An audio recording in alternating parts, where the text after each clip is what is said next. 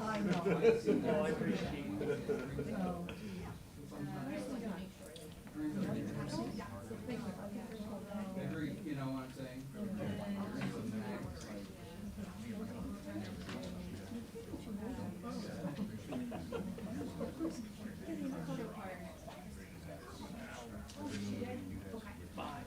Year round, probably. Year round. You know, you put money into it, it lasts long, you get the water off and stuff. I still got some.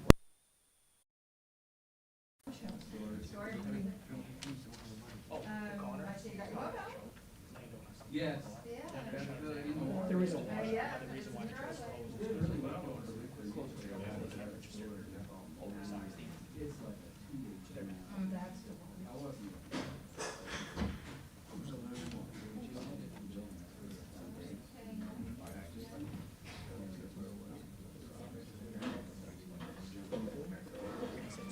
So,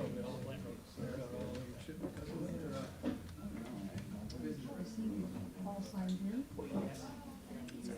Yeah, so it's like, he was only, last I talked to him, he was giving the state one chance, whatever. and I was like, I get a call. Can't start.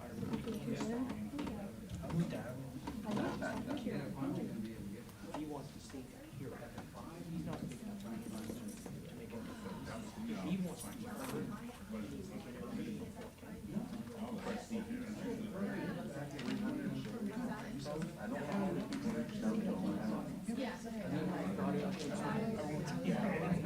That's a good question.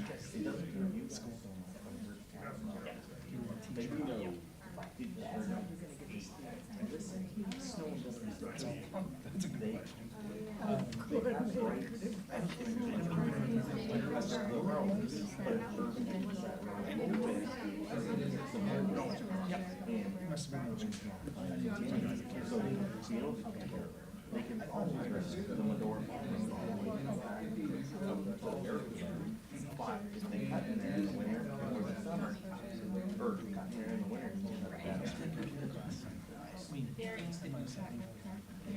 No more 7 a.m. Well, you're not on that committee anymore, so it doesn't really matter. She was there, she was fine. The only one that didn't like it was She's secretly mad at me. Casey. I said I wanted it at 7. I've done it at 6, but that would be pushing it again. Oh, Casey was definitely. She was not happy. I saw her son graduated. And I seen his picture, like, out on the fence. And I was like, when did that happen?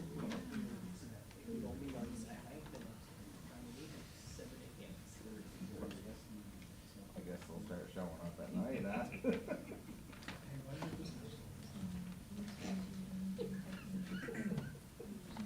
Dave's just putting it out there tonight. I was over there today. Things looked okay. From what?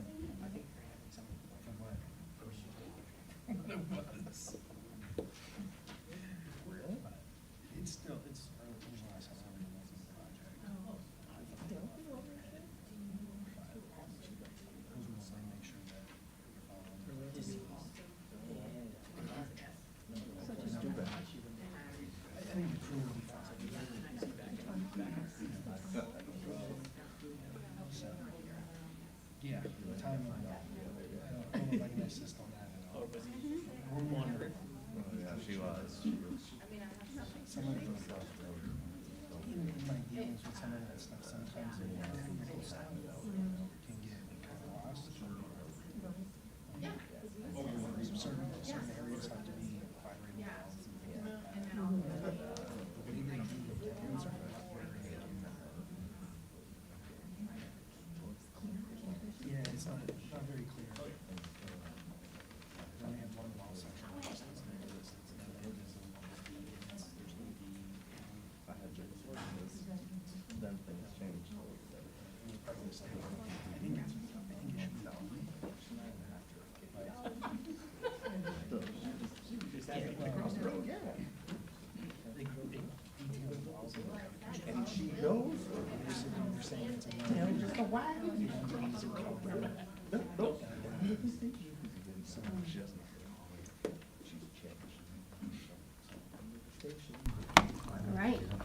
ahead and turn on our microphones. All right. I'd like to welcome everybody to the Monday, June 15th City Council meeting. Roll call out. All counselors except Counselor Kelly are present. Would you like to do the invocation? Yeah, with pleasure. Please be in the attitude of prayer. We pray for our country at all times, that all citizens are safe, healthy, and happy. We pray for wisdom for all those who guide and govern. Help this government body in every situation to know and to do the things that are right and just, with soundness of judgment in making vital decisions. We pray for the peacemakers, that the holy life-giving spirit may ever dwell in their hearts, and the barriers of fear, suspicion, and hatred may fall. This we pray to the Father, to the Holy Father. Amen. Amen. If everyone would join us for the Pledge of Allegiance. I pledge allegiance to the flag of the United States of America and to the republic for which it stands, one nation, under God, indivisible, with liberty and justice for all.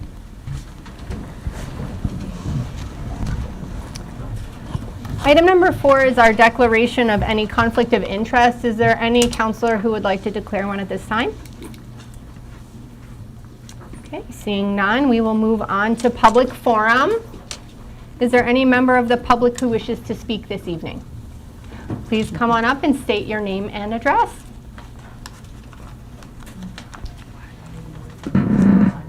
I'll be the timer. Is that it? I don't have 5 minutes. I have less than 3 cards. All right. So, good evening, everyone. I want to thank you, all of you. Gail, you need to state your name and address. Oh, my goodness, I'm Gail Hagelstein. I remembered that. And I'm on Coolidge Avenue. I want to thank all of you for your work on the budget. And I do mean all of you, department heads, city manager. This year, the workshops, the interrogation of department heads, always fun, depending upon which side of the table you're on. The discussions, bringing in Jim Gardner as another set of eyes, shows dedication to the city. Now for the tough part. Realizing the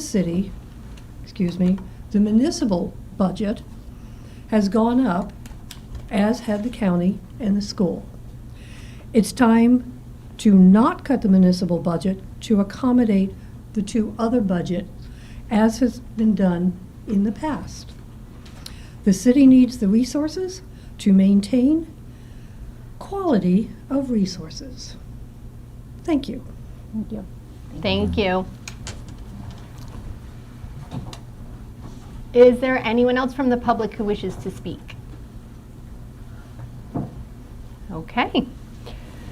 Then we are going to move on to item number 6, which are minutes from the March 16th, 2026 regular City Council meeting and minutes from the June 1st, 2026 special City Council meeting. Has everyone had a chance to review those? Yes. Okay. What are the wishes of the council? Move the slate. Second. Any further discussion? Bagley? Aye. Knight Fair? Aye. Lovewell? Aye. Smith? Aye. Watson? Aye. Aye. Motion carries. Okay. Oh, now on to the fun part of the evening. We have some RSU 39 student recognitions. And I am going to turn things over to Deputy Mayor Smith so that I can step up front in just a minute. The Caribou City Council acknowledges the dedication and hard work and positive impact that each one of your student athletes has on our community.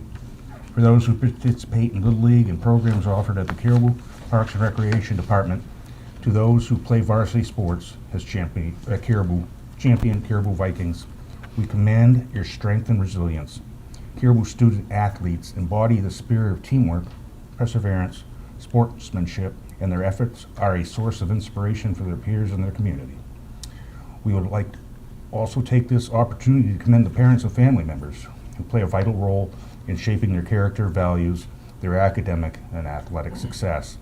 Working alongside your student athletes, you celebrate their victories and offer support during challenging times. You help them to balance their commitments and achieve their goals.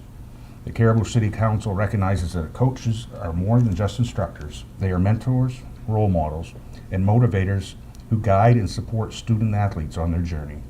Their expertise, empathy, and unwavering support are instrumental in shaping not only the athletes, but also our future citizens.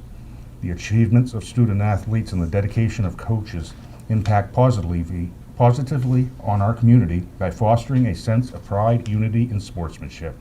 Their presence on and off the courts creates a positive environment for everyone. Therefore, tonight, the Caribou City Council would like to honor some special student athletes and coaches from the Caribou High School by recognizing and celebrating the achievements of student athletes and coaches. The Caribou City Council hopes to inspire future generations to pursue their dreams, embrace challenges, and contribute positively to our community. Please have the athletes and coaches come forward for photos with the Caribou City Council. We will start with Brock Gagg, wrestling, regional, state champion, New England qualifier.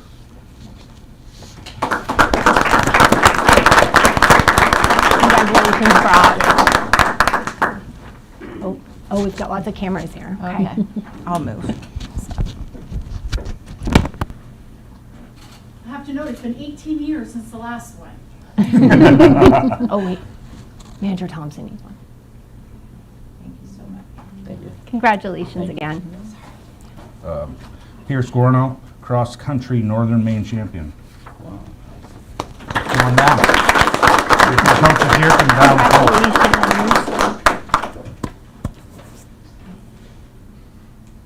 Oh, Mom wants one.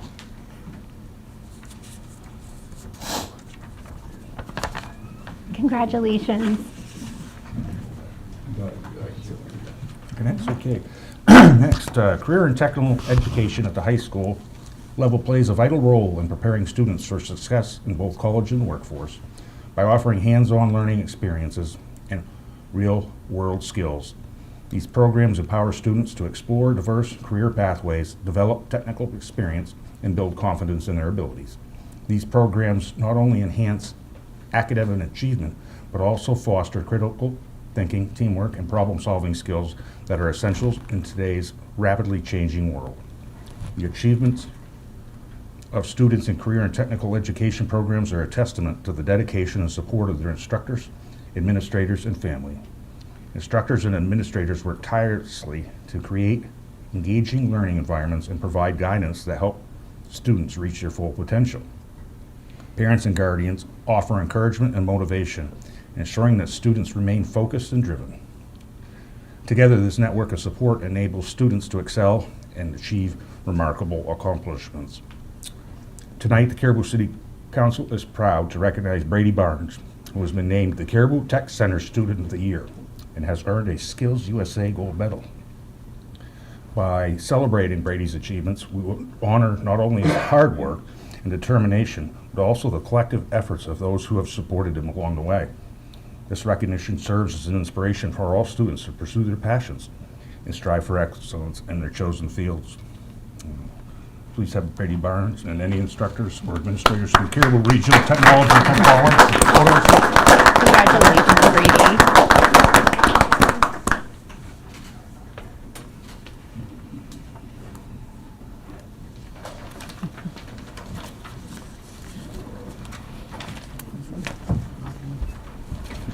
So cool.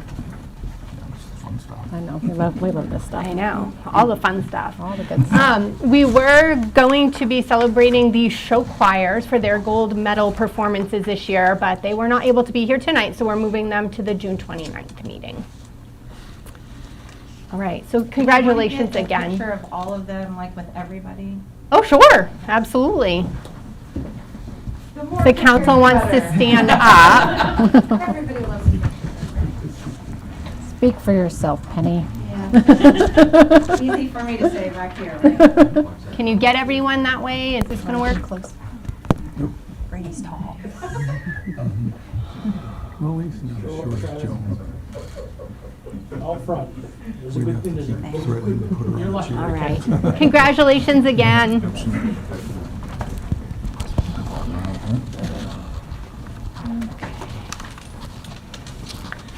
Okay. Next on the agenda, the council would like to honor and recognize former Mayor Gary Aiken and former Deputy Mayor Joan Theriault. The Caribou City Council wishes to respectfully honor the memory and service of former Mayor Gary Aiken. Mayor Aiken served the Caribou community with distinction as a member of the Caribou City Council from 2012 to 2017 and as a member of the Caribou Utilities District from 2023 to 2025. He brought valuable insights from his career as an executive in the potato processing industry, applying his business acumen to the betterment of local government. Mayor Aiken passed away on May 7, 2026. He is survived by his wife of over 56 years, Barbara Aiken, their sons Matthew and Jeffrey, and their families, including his cherished granddaughter, Paige. The Caribou City Council also extends our heartfelt farewell to former Deputy Mayor Joan Theriault.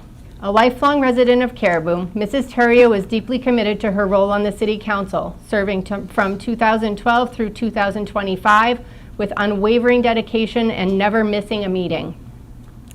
She was known for her attentive listening and thorough research on issues affecting her constituents.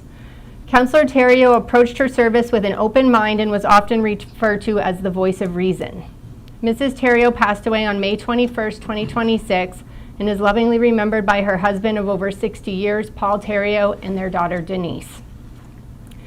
The Caribou City Council expresses its deepest gratitude for the exemplary service and lasting contributions of both Mayor Aiken and Deputy Mayor Theriault.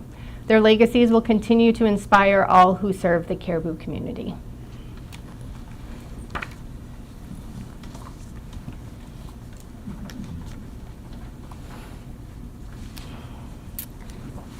Item number 7C are our employee milestone recognitions. And I'm going to have Deputy Mayor Smith help me out here a little bit as well. So I'm going to read down through the list, and whoever is here, please just come up and get your certificate and picture with Deputy Mayor, or with Mayor. The City of Caribou is recognizing this year's milestone anniversaries. We are very fortunate to have such a loyal and dedicated and skilled employees. Alyssa Singer, Library, 5 years. Christina Drinkle, Clerk's Office, 5 years. Thought I saw her. Chad McCarthy, Fire and Ambulance, 10 years. Carl Morrow, Public Works, 10 years. Kenneth O'Barr, Fire and Ambulance, 10 years. Nathan Germain, Parks and Rec, 15 years. James Burby, Public Works, 25 years. And we're getting into the good ones here, big ones. Scott Jackson, Police Department, 30 years.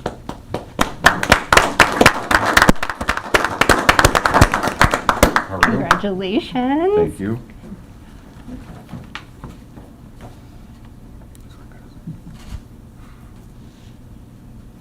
Perfect. Congratulations. Lynn Jack Merritt, Parks and Rec, 35 years. Kevin St. Peter, Police Department, 35 years.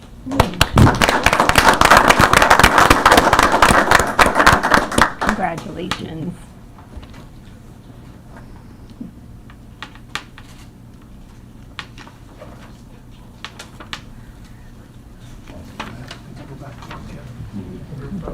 Yeah, do you want to have our two that are here with the full council here and You got baby powder for our heads? No. We'll fix that later in editing. How about glitter? Where do you want us? Here, maybe just squeeze right in here. Yeah, but we got to make sure we can see everybody's face. This way. Okay. Standing on my tippy toes. No, No, Kevin, you stay. Counselor Night Fair, maybe. Okay, everybody say cheese. Thank you so much.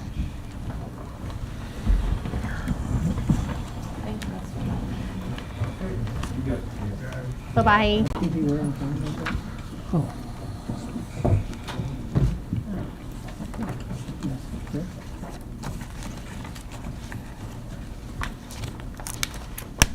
Okay, item number 7D is the abatement for asbestos at 49 Herschel Street. It looks like Tim is here to talk to us about that.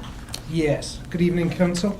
So before you, we have the bid packet that we put out for asbestos removal at 49 Herschel Street. We did receive 2 bids back, one from Acadia Contractors and one from County Abatement. As you'll see in your memo, I would recommend taking County Abatement as the low bidder. Okay. What are the wishes of the council? I'll make a motion to authorize City Manager Penny Thompson to execute a contract with County Abatement, Inc. for asbestos removal at 49 Herschel Street. Second. We have a motion and we have a second. Any further discussion? Bagley? Aye. Knight Fair? Aye. Lovewell? Aye. Smith? Aye. Watson? Aye. Aye. Motion carries. All right. Okay. Item Yeah, number tear it down, right? 7E is debris removal on an as-needed basis. That's on page 33 of your packet. Tim, did you want to talk a little bit about that? Good evening again. So we put out a bid for debris removal. This is mainly going to be trash cleanup type work for properties at the lack of consideration of orders to clean up and doing it themselves. So again, we put out a bid packet. We received 2 bids back, one from Soderberg Construction and one from MSU Property Maintenance. After review and where it is a non-cost, I don't know if that's the right term, but a non-cost contract, I would recommend that we actually contract with both companies. They're very different in their size and scope of what they can handle. So some smaller projects, we may use MSU. Bigger ones, we may use Soderberg's. This also gives us some availability in the fact that if one is busy and can't get to the project as quickly as we'd like, we can call the other group. These fees will be charged to the city and then returned back to the owner as part of our process in code enforcement. Is there an intent to compete each task or each job between the 2 of them? Or are you going to alternate first right refusal for each job, or how are you going to work that? Not necessarily. I was looking more at it as what size the job is. MSU doesn't have the same amount of equipment. There's some pieces that are actually less expensive with MSU versus Soderberg. As you'll see in your breakdown, like the mobilization fee is very different. But the dump truck and trailer is actually cheaper from Soderberg. So depending on what is needed, we can use either one. And reality is I'd probably have them both give me a bid on each job and then use the one that can do the job either less expensive or in the time frame that we need. That's what I would recommend, just to keep it fair. Okay. I guess another question, this is related, do we also intend to issue out a request for proposals or bids for a real estate broker to start managing some of the sale of these foreclosed properties? That I am not privy to yet. Yeah, and that's, since it doesn't pertain to this, I think we should really. save that for another time. Fair enough. Any other questions? Any other questions about this? Okay. We have a motion and a second. Bagley? Aye. Knight Fair? Aye. Lovewell? Aye. We didn't have a motion. Oh, I thought we did. I'm so sorry. I Okay. just thought they were quiet down there. 'Cause I Do I have a motion? I'll do the motion. I make a motion to authorize City Manager Penny Thompson to execute contracts with Soderberg Construction Company and MSU Property Maintenance for debris removal as a non-needed basis. I second it. Now we have a motion and a second. Further discussion? Bagley? Aye. Kelly? Nope, not here. Knight Fair? Aye. Lovewell? Aye. Smith? Aye. Watson? Aye. Aye. Motion carries. Item number 7F is our facade improvement grant for the spring grant period. Eric, did you want to come up and talk about that a little bit? Yeah. Good evening, councilors and Manager Thompson. For anybody who doesn't know me, my name's Eric Sanderson. I'm an economic and community development specialist with the city. So twice a year, the city makes available $20,000 of funds through the downtown TIF and RC2 TIF district for businesses wishing to improve their facades, whether that's signage, painting, major facade restoration, fencing. This spring round, we opened that up in April with a deadline to apply by April 27th. There were 2 applications received, but 1 withdrew from consideration. So the remaining application was described in the memo for Joey Cowett with North End Landscaping at 1078 Presque Isle Road. The project was mostly non-compliant with the grant requirements, but the review committee recommended with some of the drainage work that was done, there were some gutters installed on the facade of the building, so helping out with 50% of that cost, which came out to $618.13. So the recommendation from the review committee was to allocate that amount to Mr. Cowett for his application. There's also a secondary recommendation, if the council would like to consider it, to have a June, July, excuse me, period for the additional $19,381.87. I know last year, which I will caveat with was my first year here, we did allocate all $40,000 to be available in the fall. So that is another option, but with so many projects happening around town, staff is recommending opening up a summer portion for the grant. We had a couple of businesses. I know there were 2 right on South Main, the Old Rosie's, Broadway Children's Theater, County Quick Print, Mike's. A lot of you have seen the Sitco signs going up there. So there's quite a few that have been very busy this spring and summer, and I would go personally and deliver the application myself. So that's all I got, and if there's any questions, I'm happy to answer them. I do have a question. I thought the paving was included in that, so paving is not included in the facade improvements? No. Interesting. I wonder if that should be something to look at. I mean, it does help clean up the facade, for sure. absolutely. There was discussion that it didn't fit the criteria. I mean, it's something, if the council wants to take a look at the application again and tweak those things, we certainly can do that. Yeah, because I do just think that paving makes things look, new fresh paving looks, great. Mm-hmm. And it's a good way to clean up the facade, so I was just kind of surprised that wasn't included, but. Also, because I was on the committee, the other thing we have as well is if we do finish up the summer program, that gives the business an opportunity to get that work potentially done before you do it in the fall, then you go the whole winter. So Yeah, of course. No, I agree with that. That's a definite for me. That was just a piece of that Yeah. particular request. we did look at that. Similarly, missing from the criteria was landscaping, and we had an application this time around for it was primarily landscaping, but we tried hard to turn that into fencing, which is a stretch, but we would have done it, I think. But she withdrew, right? Yeah, But that's something else we might want to consider. I think we adding should to the consider, criteria, we're talking about that really- beautifying a location. Those are both things that make That's not sense. in the area right now. Oh, so, and we can change that, so, all right. I think we can. at Yeah, some I think point. so. Yeah. So, Yep. yeah, good. Okay. So do you want me Great. to have staff work on that and bring it back for the next meeting? That would be great. Okay. Thank you. Okay, so let's kind of take this one piece at a time. So first off would be the $618.13 to be awarded to North End Landscaping. What are the wishes of the council? I'll make a motion.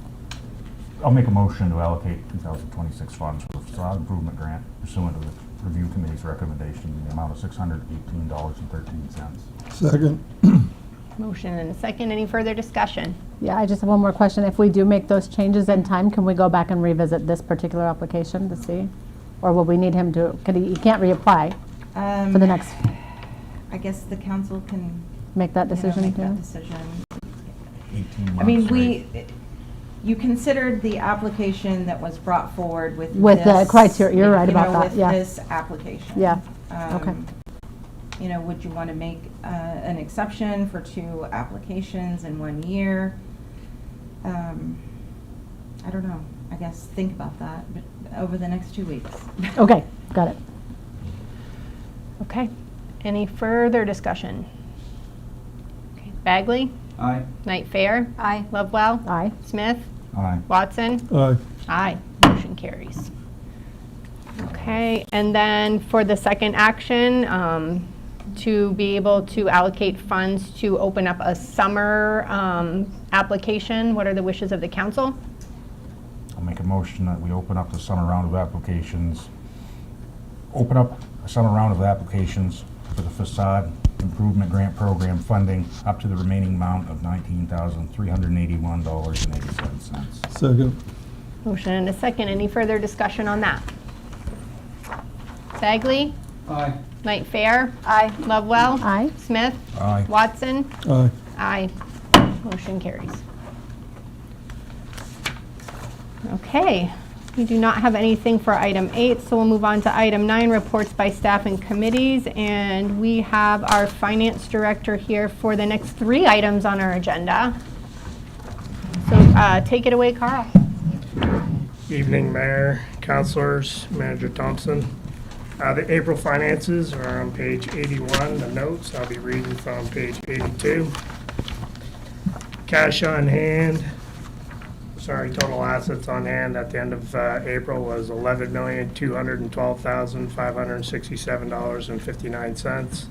Cash on hand was $4,597,448.03. Moving to the bottom of that page, 2025 tax receivables, we collected $77,186.92 in April towards the 2025 tax commitment.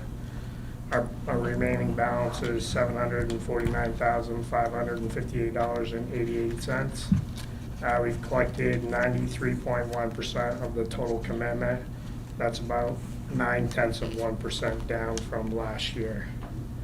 The next line, the 2026, we collected $42,839.07 for 2026 prepayments in April, bringing that total to $242,443.22. Moving over to the next page, at the bottom, we have the liabilities for the month, $7,447,440.30. Moving over to page 87, our fund balance ending April 30th was $3,765,127.29. Moving over to page 89, our expenses for the month of April came in at $925,080. Compared to last year, we were at $834,332.34. It's about a 9.8% increase, or about $91,000 over last year. But I'm going to jump right over to revenue. We were actually over revenue by $81,000 compared to last year, so there's a net difference of only $10,000 increase in expenses if you look at it that way. So the revenue came in at $633,628.01. Like I said, last April was at $552,294.03, up about 12.8%, or $81,000. Excise tax came in at $192,892.86 for the month of April. Year to date, we're at $533,058.41, and that's an 8% increase over last April. Revenue sharing came in at $127,975.66 for April. Year to date, we're at $701,483.58, and that's an increase of 12.5% compared to last April. Moving over to page 99, we have the graph for the month, which is the excise tax trending. Just a note on that, over the last 6 months, 4 out of the 6 months were higher than the previous year. Anybody have any questions on the April finances? I guess I could wait. I do have a question that kind of relates back to the capital budget, but maybe you can ask now. But where does it represent, in what G account, reserve account, represents the remaining ARPA fund money we have? We spoke about that. On page 82. 82. It's 115-00. Okay, right there. But some of those are committed, they're just Yeah. not spent. That's what I was, bring that up. When we talk about the budgets. Okay. Anything further for Carl on this item? Okay, what are the wishes of the council? Make a motion, we approve the financials as presented by Carl. A second? Motion and a second. Any further discussion? Bagley? Aye. Knight Fair? Aye. Lovewell? Aye. Smith? Aye. Watson? Aye. Aye. Motion carries. Okay, item number 9B is the retirement contribution memo, which has to do with reintroducing ordinance 5. The dates in your packet are not quite accurate, but because it's being reintroduced. But Carl? Yeah, actually, I had it prepared for the last meeting, but Yeah. I didn't realize that wasn't a regular meeting, so. That's okay. I didn't update the memo, apologize for that. That's fine. So the dates will change to July 20th for the actual public hearing if you approve to make it go forward. Just to introduce the ordinance. That's all. Yeah, Yeah. we kind of did last, I think it was back in May. Yeah. Do You want me- meeting on the 29th? Yes. So we can do the public hearing on the 29th if we No, want? No? we can't because we don't Oh, we have have that, we the don't have the profit, lead time. the proper notice Gotcha. requirements. So the 20th is fine. Yeah, I'll just extend it to August 20th before we go into effect, This is regarding the, if it passes. this is regarding the paid medical leave, right? I know, this is the retirement that I Oh, this is presented back retirement, in, excuse I think it was March, the Yeah. executive session in March. Do you want me to read through it, or is it just, I think you can just No. introduce it, or someone can introduce it. I'll introduce the ordinance. What's the number? Ordinance 5 of the 2026 series. I'll introduce ordinance number 5, 2026 series. Okay. Danielle, do you need anything else to be able to get that set up? Okay, I perfect. do have a question if I may. Sure. So, to me, the wording is confusing, the wording change that's in red. okay? I really had a hard time following what that means. I was wondering if you could give me a layman's explanation of what that is, because it seems like the first part limits it to 3.4%. And then it goes on to say we're gonna pay more above and beyond, and I just do not understand what all that Okay, means. so right now, it's dollar for dollar, up to 3.5%, so that's gonna stay up to 3.4%. 3.5% of what?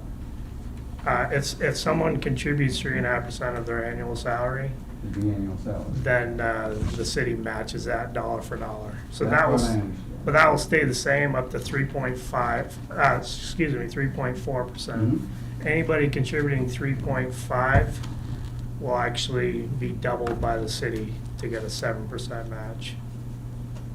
And anybody contributing over 7% will get a 14% match. And that kind of aligns with what the unions are getting.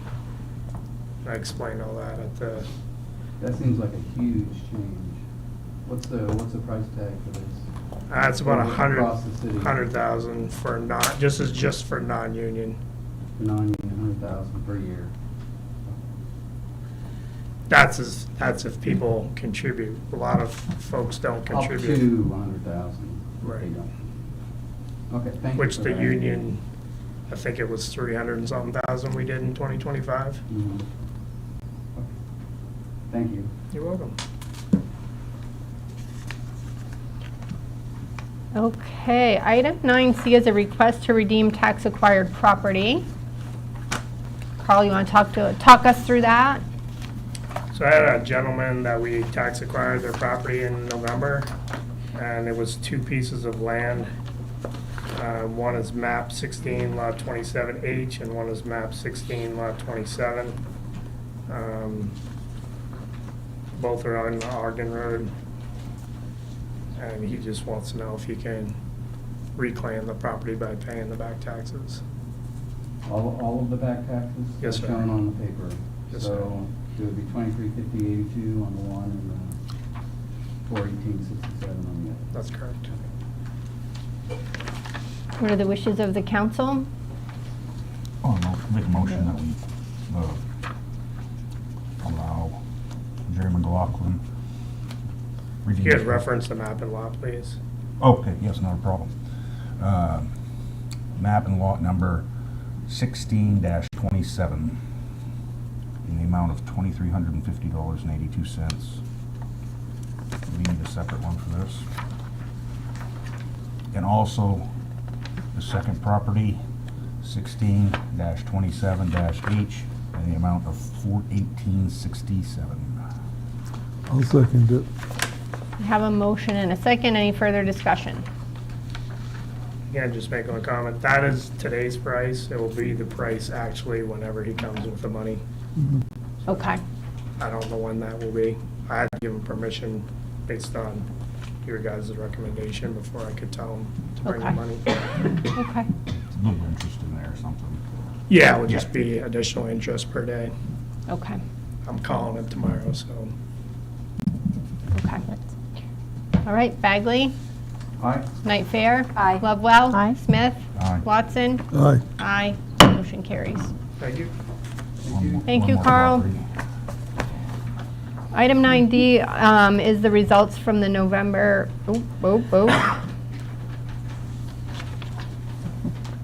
That is not correct. It would be the Tuesday, June 9th election, correct? Yes.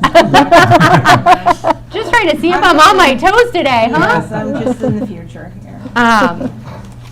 So it's just for your information. You have the election results in your packet. Does anyone have any questions for Danielle? Nope. Okay, thank you.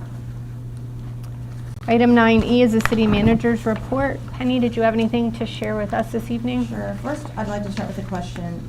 Danielle, do we need to have Ordinance 5 reintroduced? Like, it was introduced at a previous meeting, but it wasn't in the form required for an ordinance when it was introduced. And so it was brought back at this meeting in the proper format, but I just didn't know if it needs to be reintroduced. It won't really change anything. It was the same person that introduced it both times, Okay, so it should be fine okay, to proceed with this. Okay. We have full format. okay, just wanted to make sure. So you'll see in the, in your packet, I came up with 3 different things, I guess, to discuss. One being our annual tax rate, as we've had public input here today. The city knows now what its bill is going to be from the County of Aroostook and also RSU 39. The city hasn't even set their budget yet. So we need to do that. We need to set a budget so we can come back at our next meeting with a proposed tax rate to be in keeping with our charter to set the tax rate by June 30th. We are really facing a critical financial challenge right now. Both of the bills that we've got from the RSU and the county are both higher, and those 2 obligations are 60%, or were 60% last year of our tax bills that we send out to citizens. So even though the municipal side of that tax bill is only 40%, I think it has the most transparency and also the most discussion about each individual line item. So if we are going to maintain last year's property tax level, we would have to cut $701,000 from our current municipal budget. If we wanted to freeze the total amount raised through taxation, then we would need to cut $1.1 million. And these are not minor adjustments. This is something that we would have to cut programs, services, staff positions, capital projects, because we're already halfway through the year. And so everyone's been employed for the first 6 months of the year. We have been operating all of our programs, and we learned this year when we tried to cut a popular program with the brush removal, people don't like it when you cut a service, but they don't like it when you raise their tax bill. But things here at the city, our services are costing more to deliver, just like everyone is experiencing at home. Everyone at home knows it's costing a lot more for electricity, for fuel, to put gas in your car, to even get to work during the day. Don't even talk about when you have to go to the grocery store. Everything is costing more, and it's costing more for the city to deliver the services. So we need to decide, are we going to maintain the same level of services that we've had, which is going to cost more? Are we going to cut down on services, cut down on programs, and ultimately cut down on our workforce to be able to cut the expenses necessary to send out tax bills? We know that Caribou is the oldest city in Aroostook County. Maine is the oldest state in the Union. Aroostook is not technically the oldest county, but you get my point. We have a lot of people in Caribou that are seniors. They're living on fixed incomes, and this is not a good time for them right now.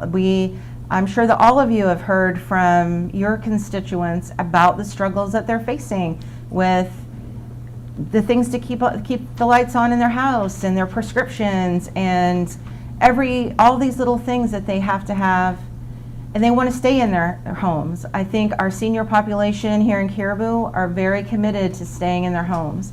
They don't want to have to give up their home because the property taxes are too high or it's too expensive for them to maintain their quality of life in their home. So given what the situation that we're in right now, I really need some direction from the council for what you want. I mean, we had a taxpayer today that says, don't cut our services, don't cut our programs, just because you've got higher bills from everyone else. That's one person's opinion.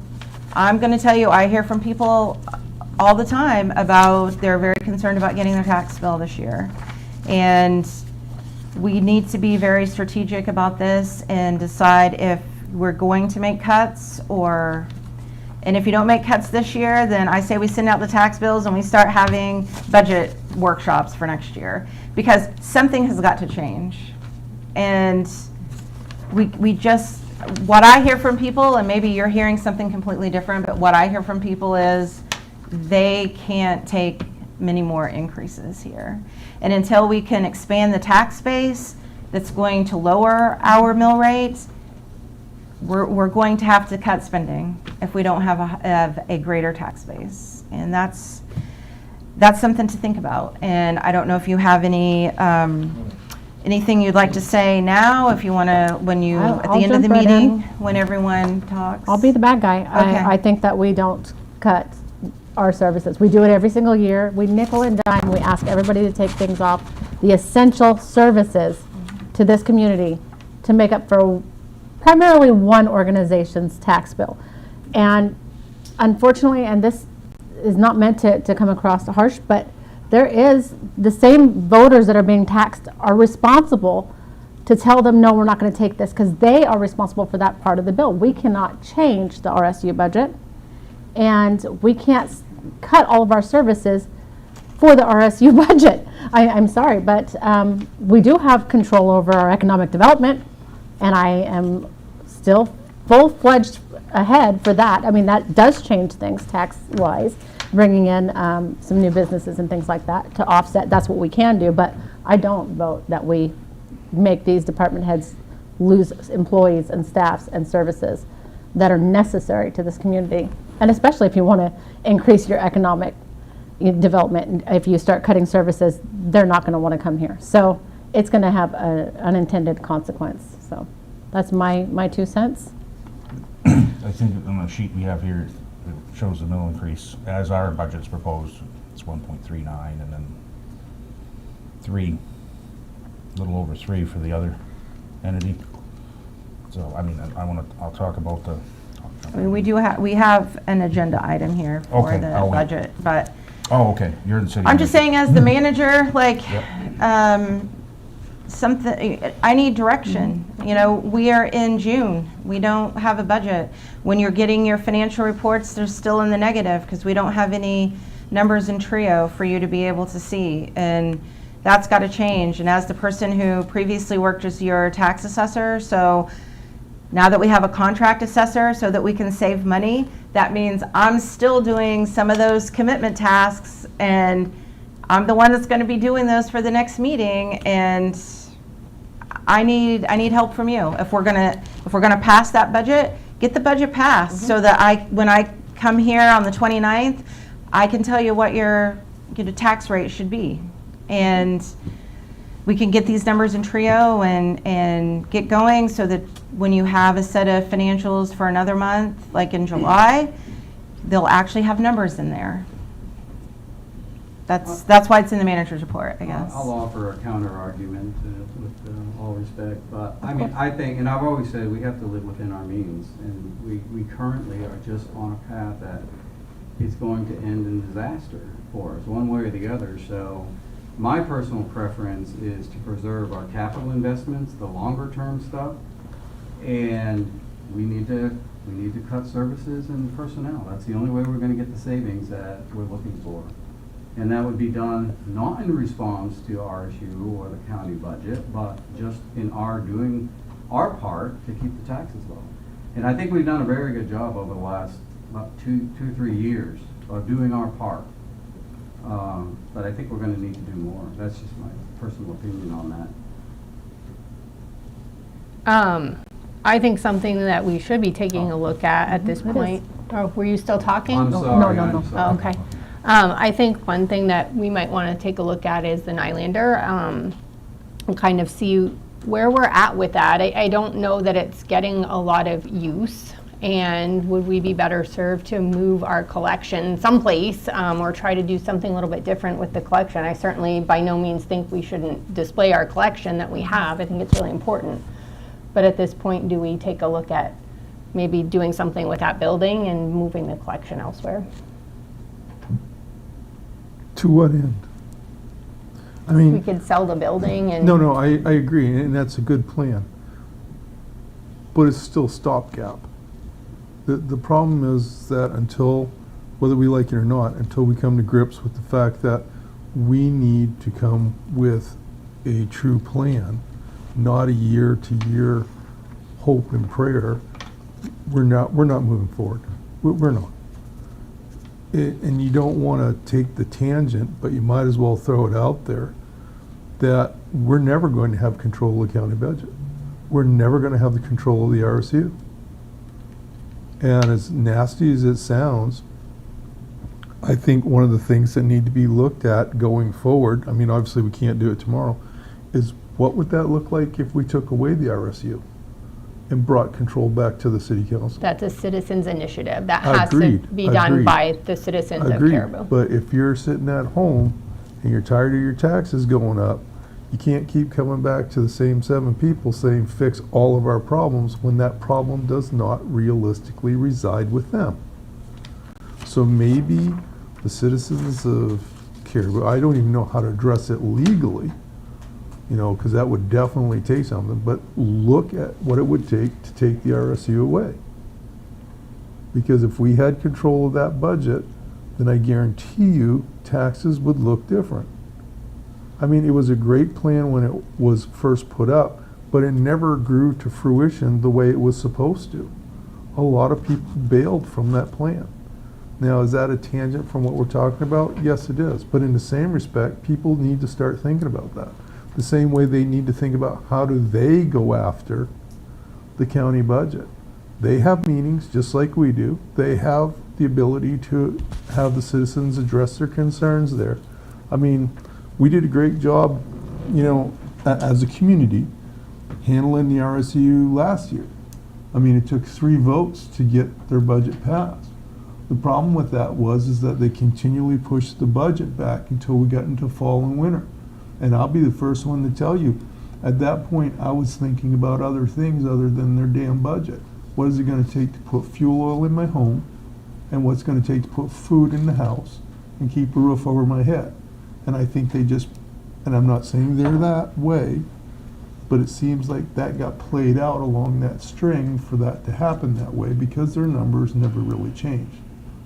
Having said that, I do not agree with cutting services. The reason being is that we're now seeing what that looks like. I mean, we can talk about law enforcement here in just the last couple months and the changes that's happened to them. We can talk about fire services. We can talk about public works. You know, we're at the point now where unless we're going to show up with a shovel ourselves and start filling potholes, we're not going places. So, and I think if you live here and you're paying taxes here, you have a fundamental need to expect certain things. I can't see cutting people in the clerk's office because it takes all of them to run the programs. So what do? Just say, oh, no, sorry, go home. You gotta look at law enforcement and you say, oh, no, you need to go home. They're already yelling and screaming that citizens are, that there's not enough law enforcement presence in our community. And then you got fire going, hey. And then you got public works out there busting their butt trying to get things done. In the same instance, I agree, no one wants their taxes to go up, but there's a cost to living here. And that's a very unpopular attitude. But we need to fund these organizations. It's the only way, it's a catch-22. You talk about this all the time. The reality is, unless you got houses, you're not getting anybody to move here. Unless you got jobs, nobody's moving here. But if you do have jobs, you better have the housing, and if you better have the infrastructure to support both of those. We don't have the option anymore to say, we're gonna fund this year, or this 6 months, we're gonna focus it. We have to do it all at once. And as unpopular as that is, one of the things that is going, and I'm using the word suck, is going to suck, is you're going to have to look at keeping your services, because I personally would not want to move to a community where they're cutting services to try to stay afloat. Well, I'm not talking about cutting services, I'm talking about cutting the Nylander, because no one I seems to agree be with- using the Nylander. I agree with cutting the I don't think Nylander, any, but I didn't I'm hear trying anyone to- talk about cutting I services. guess what I'm trying to do is, No, you know, no. Councillor Bagley brought a very good point about cutting services. I just can't see doing it. And I'm sorry, I just can't. That's a difference Yeah, of agreed. opinion. But, you know, and I think it's this attitude of trying to get by from year to year. We need to sit down and create a real plan that we can move forward. That's just my 2 cents. Can I just ask the members of who's sitting in the audience to not be talking when the council's talking? It's very confusing, I'm sorry. So, no, that's just my 2 cents. I don't want to cut services. I want to see us move forward. I don't know what that plan looks like, but we need a real plan. That's my 2 cents. So number 2, going right along, the Caribou Development Committee has requested a dedicated workshop session to clarify vision for Caribou's economic development future. So this is something that we have talked about in email, and well, what I'm saying is the email from the Development Committee has gone out to the council, so you've had time to think about that. I guess just to clarify how things have been working, we have a Development Committee. We have staff that staffs the Development Committee.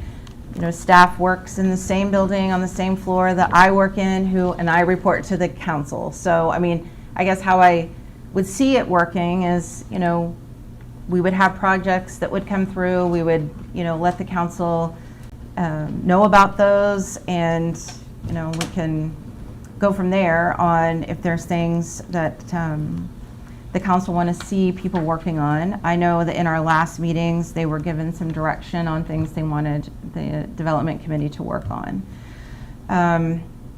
So I guess I just want to find out from the council, is that something that you want to set up for between now and the next meeting? Do you want to discuss it, you know, at the next meeting to meet sometime between the June 29th and the July meeting? I know it's summer. People have a lot going on their schedules, so I wanted to put this out for discussion. My thoughts on this are kind of go along with what Manager Thompson just said. I know we have met with the committee a few times over the past few months, and I think we've kind of given a little bit of directive of, hey, can you look at this a little bit more, or look at this a little bit more? And I think if the committee could do that and bring that to Eric, who could then bring it to Penny and to bring it to the council so that we could vote on some things, that's probably the best avenue rather than having workshops. I think, you know, if we want to see action and things moving forward, then bring some concrete things to us and say, we'd like a vote on this so that we can take action on it, and we're happy to do that. That's my opinion. Can I've been part of the email thread. I will say, as a counselor, I'm happy to meet with this committee at any point to discuss it. I understand the time constraints that sometimes are put on you for meeting after, you know, council meetings and things like that. And there's a lot to what you're doing. So I appreciate what you're doing, and I'm for what you're doing. And if you need more of my time personally, I'm willing to give that to you. And that, I mean, and of course, I'm willing to vote on anything that's brought before us and try to help things get passed along. So that's just my personal Agreed, I'll agree with you 100%. take. So, I think a workshop would be very valuable to us all to have that discussion where we're not under the pressure of time to, get something out on the table quickly and make us decide something very quickly. I think to have the budget workshop that we had this year was wonderful. I mean, we had a couple hours where we just talked through some things, and it was very informal. And I think it'd be very useful and a good investment in our time to get in sync with the development committee and to provide them with firm direction. But that's not going to help us to establish a way to have a conduit of information that's fluidly happening. And I think that's the problem we have right now. So we've met 3 times since January, 2 times or 3 times? 2, 3, 2? I think 2. But I think that the issue that we have is that we'll say, okay, well, can you start looking into this project or that project? And we don't really get anything back, but then let's all come back and talk about all the projects again. I don't think that this pathway to communication is the most effective pathway to communication to getting projects done. And I know based on your emails, you want to see these projects moving forward. Then I think we need to establish a better way to make that happen than having a meeting every few months and talk through every project again. I think we need to, as I thought we said at our last meeting, pick a couple of things to work on, streamline that, bring it back to the council if you would like to be able to move forward something so we can vote on it. But that hasn't happened. So I think we need to work on establishing a more fluid pathway from the committee to the council. Sure. So the development committee was asked to bring a project forward with we brought a memorandum of understanding, but whatever you want to call it, an outline of where the project was, and that's been brought to you. And we've had 0 feedback from that. We have a couple of projects that are just at a point of is council willing to invest in those things? We brought that information forward. I'm not sure what more we can do to ask for guidance from the council than what we've provided. Because we're at that point where to take the next steps, for instance, Brookside property as an example, we've done the test holes, we've done all the things to figure out if it's suitable. The only thing left is for council to decide, do we want to take a city parcel of property and turn it into a subdivision and sell lots? We have nowhere to go with that more until you say, yes, we're willing to invest in it. So we've sent a list and provided a list of the things we're looking for answers and support on, because we have other initiatives that we have decisions to make as a city, because some entities that are involved don't want to get involved in what we're asking, and this is really city decisions. I mean, at the end of the day, it's council decisions. So we're kind of handcuffed right now to where we're at. But to me, with your email that you sent, for example, it was very like, okay, here's what we got. It's concise. Great. So let's have an executive session where we say, okay, we've got exactly what they want. Council, let's discuss it. Let's come out of executive session and vote on it to give them direction so we move forward. To me, that makes a lot more sense than spending a bunch of times in workshops. You're not going to be voting at a workshop. I do think that both are important, just for communication and relationships. I don't think that necessarily everybody needs to participate if they don't want to, but for me personally, I would like to be a bigger part of communication.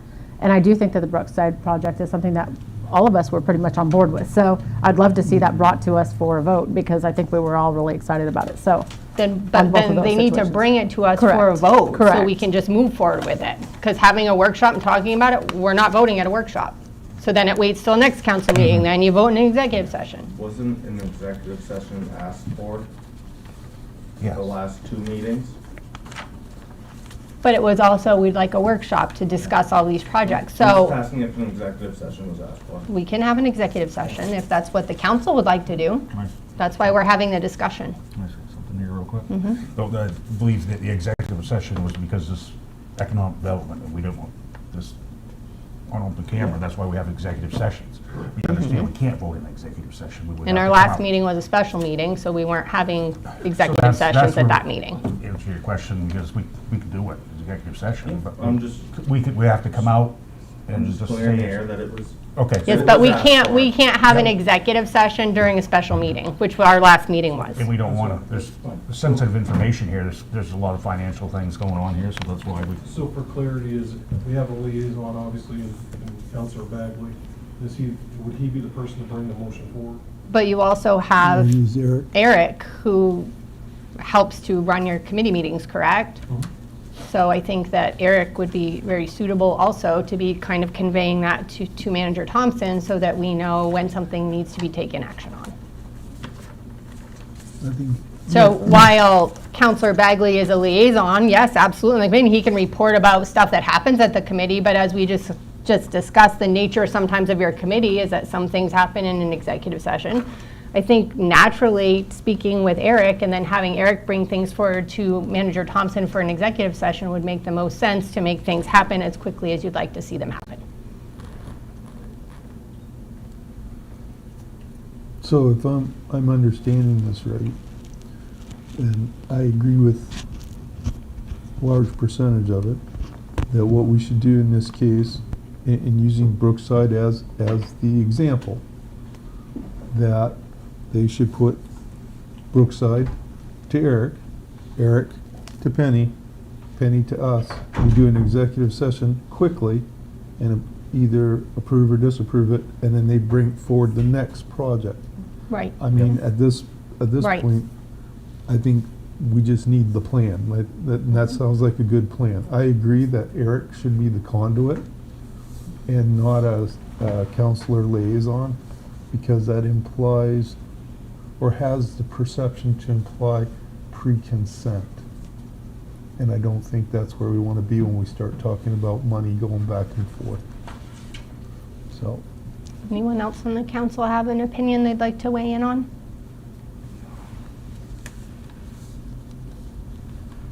Is that something we can vote on right now? I don't think we need to vote on it. We just need to get, if that's, Eric, something that you're comfortable with, and that's how we could move forward, is that you could make sure Manager Thompson has the specifics of what would be discussed at that meeting so that we can have it on the next agenda for the 29th. Perfect. Does that work for you? And for clarity, Manager Thompson had minutes and been on all the emails with us, so she should be aware of everything. True. Discussing. Yeah, And right. you have a direct email with 5 topics that we need support or questions on, so that's where we're at. Mm-hmm. So we'll funnel it through Eric to make an official ask, but I mean, I think you all know the ask already. I don't think it's gonna change. No. So, you know, we can play semantics with this, but at the end of the day, we are not developing in Caribou. Our taxes are increasing. And we all just had a discussion about, we've got to get development going. So this is urgent. We can go back and forth for months on how to vote on Brook Street, or we can vote on Brook Street and move forward. Absolutely. I think we've got to get there quickly for our tax base. Yeah. Agreed. Let's do that. This way we'll at least be able to look at it, and if the flow becomes clogged or bogged, we can kick it out at the same time and create a better feed system. So my suggestion would be to send Brookside through. Well, we need to, You know what I mean? yeah. So, To start the And process. Yeah. it To sounds start like the you've got process. several counselors that'd be willing to do a workshop. If you put it out to us with a date and we respond, and then if there needs to be a quorum posted, then maybe Penny can just look at doing that. But otherwise, those of us that, if you're okay with some of us, then Love figure it. out some Thank dates and we'll try to accommodate. Thank you. all right, thank you. And the last thing that I had was on the Caribou Library project. We had discussed at a previous meeting that the council wanted to be notified of any of the change orders or anything going on there. The one thing that we have kind of left over from our value engineering phase is a authorization for a change order that came from Haley Ward back in May on their, and you've got here their description of services. They're asking for $43,000 for extra work that they did not communicate to us that they needed to do it or that they were doing it. We got done with the project and they said, oh, by the way, we're submitting a change order for extra work. So that is something that I'd like to see a vote on. I also have the change orders that have been approved. Those are in the packet. And then today, we had actually a pay request meeting for the library project this morning at 10 a.m.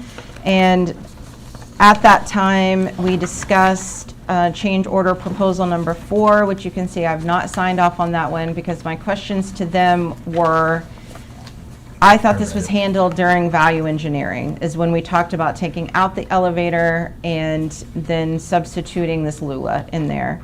So I asked them to put a memo together for me so that it was easier for me to be able to explain to you what this change order for, which kind of memorializes that part of the value engineering, not really their conform documents part, but the actual equipment and the amount of work for that was agreed to when the council voted on the value engineering.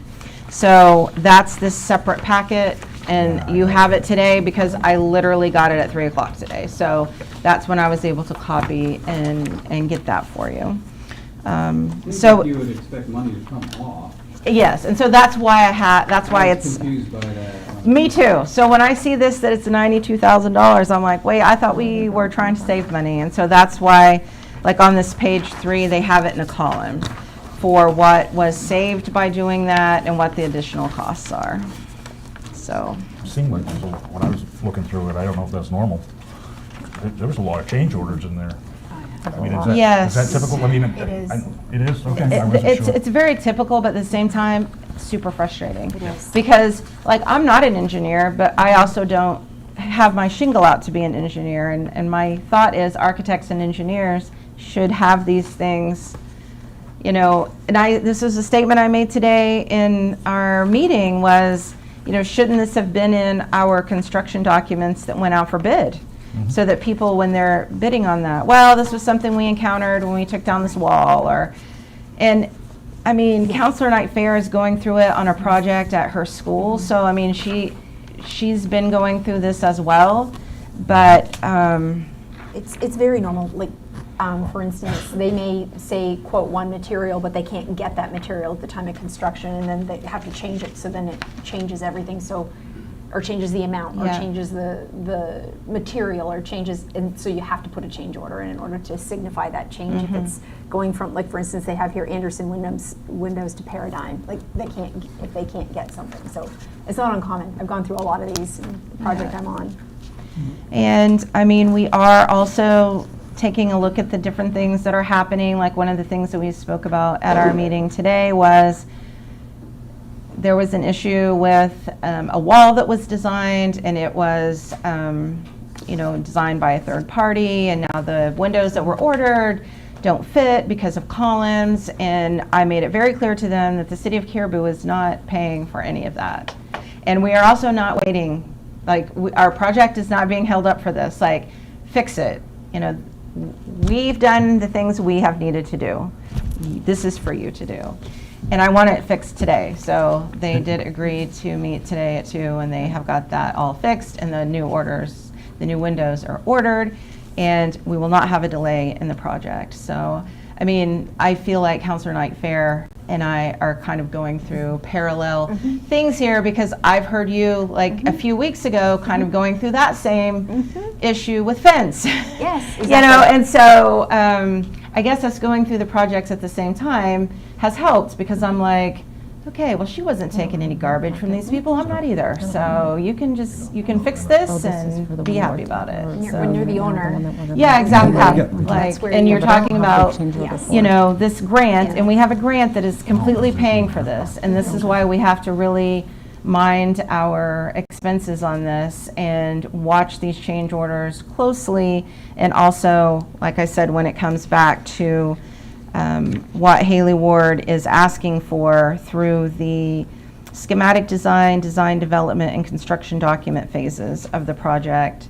I mean, I just don't, they, in my opinion, didn't communicate to us that these things were being done. And we didn't have a choice, and I don't think that it's the right way is to Well, do it this way. So that's why I'm asking for your support on this. I think the other thing that needs to be brought up is the fact that they did this on their own initiative. You know, much like you're saying, they didn't ask for it.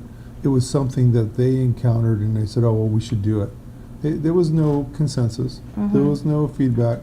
the library committee had no input on it. They were just as surprised as everybody else. So was Peter. And the thing is that whatever was done, and I guess that's the best way to say it, they waited until the window was closed and then submitted it. Well, that's a lot like my taking the car to the garage, I get it fixed, I get home and the guy goes, oh yeah, by the way, you owe me an extra $300. No, bud, I paid the bill, it was there, have a nice day. You want to talk about it, next time I come in, or you want something else that relates to that, if the work wasn't done properly or something and we have to reopen it, fine. But this is something that was accomplished and was paid for. So yes, I would make the recommendation. So is that a they be motion? paid. Are you making a motion? Sure, I recommend the motion to deny authorization for the change order dated May 21st, 2026 in the amount of $43,000 for additional engineering services completed on project number 10963.008. Second. Motion and a second. Any further discussion? I would ask, I wonder if the manager would be willing to put together kind of a summary, a one-page summary sheet of the baseline contract. Sure. And then each of the change orders, like in order and date, and how everything has developed and changed over time. Yep, I sure Because can. Peter mentioned in his memo that we're right at the Max. top of our, last time we talked about this, we had plenty of headroom, and now so it would just be helpful, Yep. at least to me, to have Yep. that. Thanks.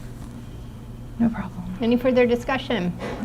Bagley? Aye. Knight Fair? Aye. Lovewell? Aye. Smith? Aye. Watson? Aye. Aye. Motion carries. Madam Mayor, may I ask one other question related on this letter? Sure. So this is, I read through this letter from Peter, and it was not clear to me what he was trying to express there. Can you fill in the missing pieces here? I don't understand why he feels like he can't be here to the meeting to represent the project since he's managing the project. I don't understand. Can I answer? I'd like to have the manager to answer first, and then you can add later. He didn't come to, he told me he wasn't coming to the meeting. He wanted me to attach that letter, to the council. It's not in the packet. It was for the council to read, supporting what I'm saying. I guess that's how I took it, was he was supporting my position. He wasn't able to make it to the meeting. He's supporting my position that, they did this and weren't, they didn't talk to him, they didn't talk to me. I'm still having trouble getting them to copy me on emails to stuff. And, every time I'm like, why am I not being copied on this? No, Well, he stop said right in the now, letter somewhere that, the library committee or the staff thought it best that he not be here. Well, Or whatever, and now. Yeah, Counselor Watson's is the liaison to that committee. So. That's Haley, and you feel free to stand up if we get to that type of ground, but the gist of this is that Haley Ward has an opinion, and they're entitled to that.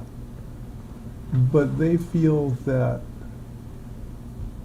not having Peter here would help them have more of a open discussion than when he's here and can slant the conversation using encounters that he's had with them.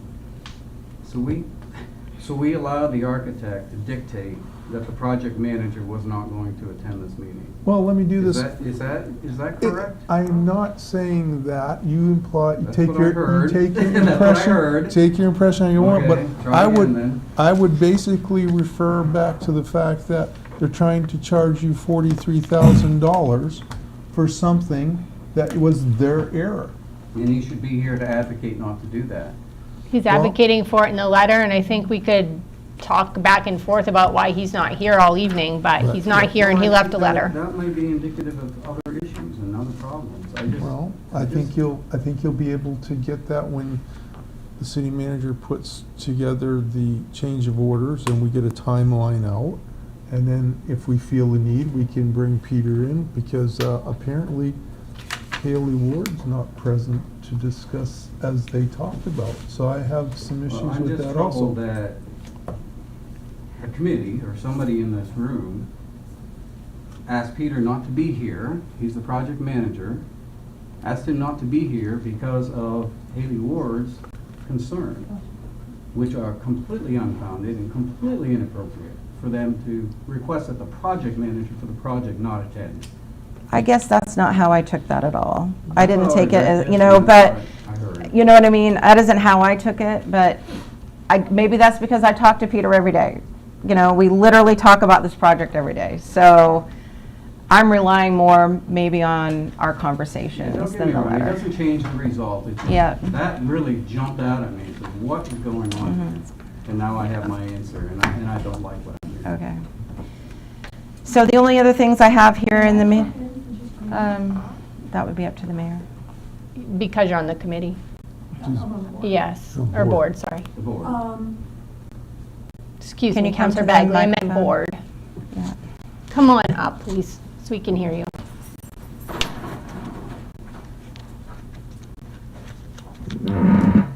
Paul, I do not recall that Peter is project manager. I thought that was Haley Ward, and I think that's the I think it's, impression that the board has, is that Peter is the library director. He's in charge of the library, he's in charge, not overseeing the project itself. he is. I mean, unless I'm mistaken, he is the direct liaison for the project. He's been identified in the contract. Correct, as He the has direct been. Okay, liaison. my mistake. As such, Okay. Yeah, but somebody's, Counselor Bagley's correct. He needs to be present when we're discussing these items. And they're, as in the letter, okay, I'm not trying to scoot any facts or anything, I'm just stating, in the letter, they prefer that he not be here. And I think that's an insult. And I think that, without going anywhere with it, because I don't want to trip over any legality, I think that's unacceptable for someone to suggest that a project manager not be here. I think, We agree. Yeah. Can Counselor Knight Fair please speak? I believe they refer to the people from the city as the owner in this situation. Am I correct? Yeah. Okay. So I'm in a very similar situation to Peter in my current situation, and I have to watch the construction all the time and report back and kind of have the state's kind of be on their side and watch what's going on. And I would assume that Peter's in that same situation. So when he sees something that doesn't look right or that isn't quite right, he has to call Haley Ward or he has to call Correct. the general contractor, whoever that might be, and talk to them about whatever that is. So that does put him in that situation because he works for the city, it's a city project, he becomes part of the ownership in that situation. So I would think that he would need to be here to talk about those things too. It just, Yep. I think I've got that right. Yep. You and Peter collectively are the owners in this Well, yeah, I situation. mean, we talk, like I said, every day. Yeah. You know, about this. And I guess when I was reading this, I was just reading that he wasn't going to be here.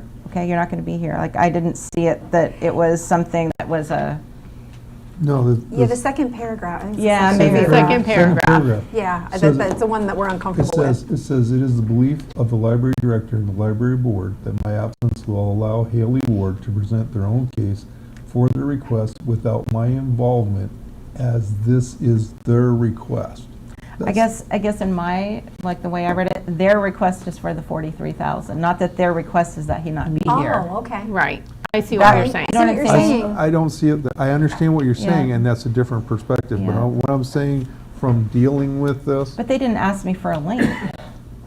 I don't. Do you know what I mean? So Yeah, I I don't. know, but I don't again, know. on the same coin, you're holding a $43,000 tab Mm-hmm.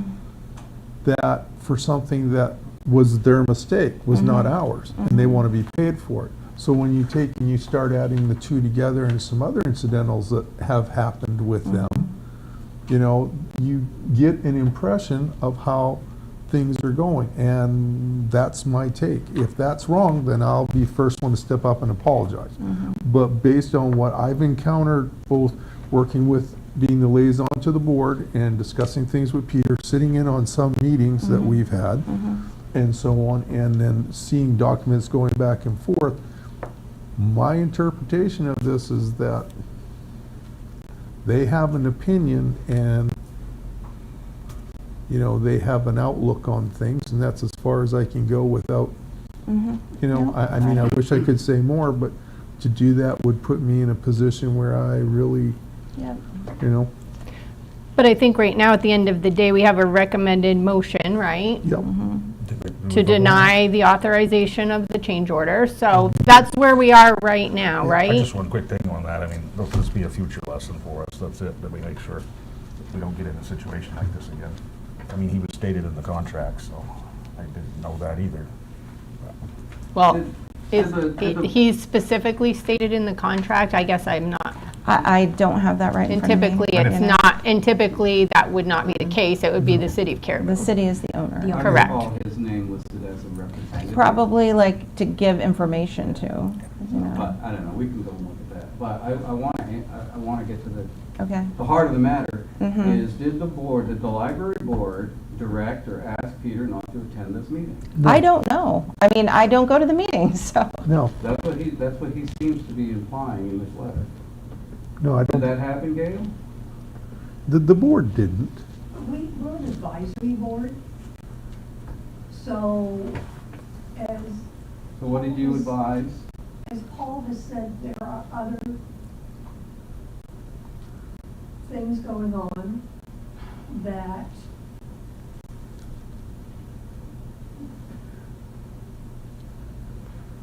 The board made no, short circuit this, the board made no recommendation for him not to be here. I think the most appropriate thing to do at this point is to have Manager Thompson have a conversation with Peter about what he was told or not told, and she can report that back to the council. Okay. I think questioning our board members is probably not what we need to be doing. So, do you want to table your vote until the next meeting? No, Going forward? and that's why I said, I Okay. think that we're kind of conflating things here, Okay. because right now, we're dealing with this vote. And the vote is done, right? No. I thought we I did think we're that. still in, we've got motion, Still in discussion, all right. second. So is there a lot any of further discussion? Bagley? Aye. Knight Fair? Aye. Lovewell? Aye. Smith? Aye. Watson? Wholeheartedly aye. Aye. Motion carries.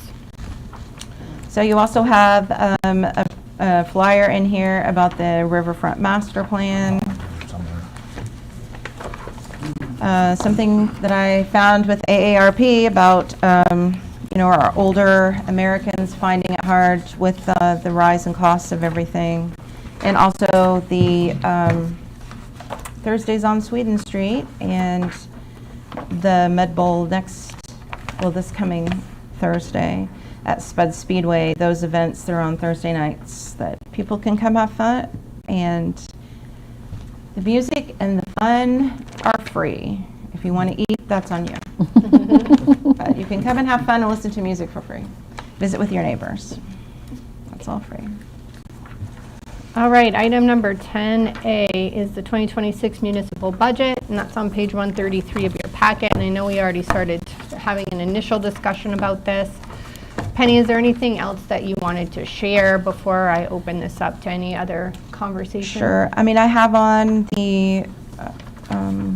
the memo here, we've had our public hearing. Since our last meeting, our fire chief has been made aware of new DEA requirements, and he has provided a memo for your consideration. The Capital Budget Committee has been gathering information, and they have made recommendations. It has been determined by the municipal attorney that both the enterprise fleet leasing proposal and the replacement ladder truck would need to go to voter referendum.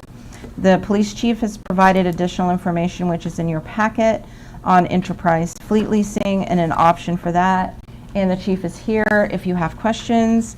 The fire chief is also here if you have questions about the memo about the DEA requirements, and if you want to discuss the ladder truck. We still have a labor agreement that's not settled. Our finance director, HR director, Carl Grant, has provided updated budget numbers, so those were in the last budget that you received. And so I guess I would like to know if you have any questions for our department heads that are here, particularly where Chief LaJoy and Chief Saucier have memos kind of related to this in the packet. I do have a question for Chief LaJoy. The new DEA requirements, does that translate into dollars? Do you have a dollar amount Yeah. that we might look at? I mean, I don't know if you've thought about how much more that's going to cost. Can you go to the microphone, please?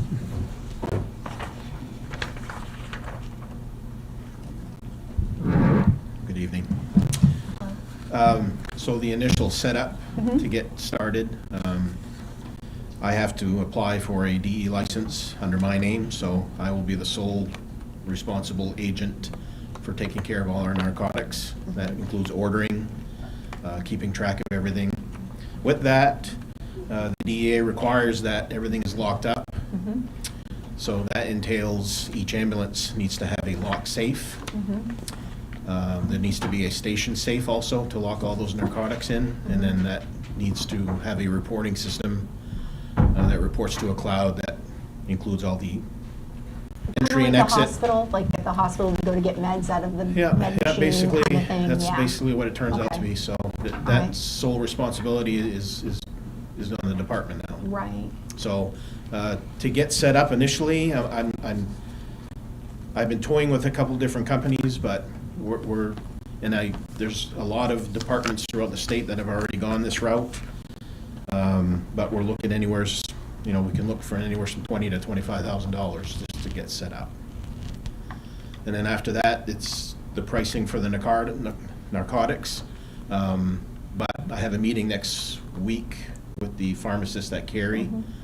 So he's looking at some avenues for us to go as far as where we can order and what our projected cost would be for that. So I don't really have that information there, but.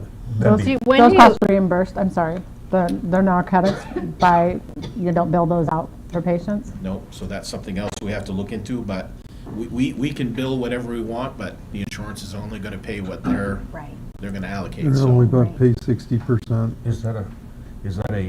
Will that be an expense? Would that come into the expense line, or should that be over in the capital? But we don't know how much. That's the question, right? Right, yeah. So- And it's equipment, right? Yeah. A lot of it's equipment, so. Yeah, I most of think it, that can come out the of initial there. cost is equipment, yeah. There's a And we punch have list that this. I have to go through before I can apply for my license because it requires a DEA inspection. So we have to have everything in line, but, I mean, I could only give a ballpark figure of $20,000 to $25,000 for the equipment because that's. Now, is that, just not to interrupt you, but try to expand on that, is that $25,000 as the whole ball game? Or are we talking $25,000 per truck? We talking about? No, it's 25,000. That would include our 5 ambulances all have a safe and then a station lockbox. So it'd be 25,000 for the entire. Now, is there, based on what you've seen so far, is there a phase-in period? In other words, X amount of equipment has to be handled by such and such a date, X and X equipment by this date, and completion by such and such date. You know where I'm going with? They haven't really given us a completion date, but they just told us that it needs to be done in a reasonable amount of time. Initially, we had 60 days to do all this, but I think just because of the influx of all the services throughout the state, it won't be possible. Okay, so right now, your narcotics that's a deal between you and Carey Medical Center, correct? Right now, currently, yes. And that basically, that's a preferred rate that you get from them, as opposed to having to buy. Does the option exist for you to stay with Carey, or do you now have to, I mean, the DEA number is a DEA number, you have to deal with that. But when you get into the cost of narcotics, will you still have the preferred rate with Carey, or do you have to establish a different supply line? We have to establish our own.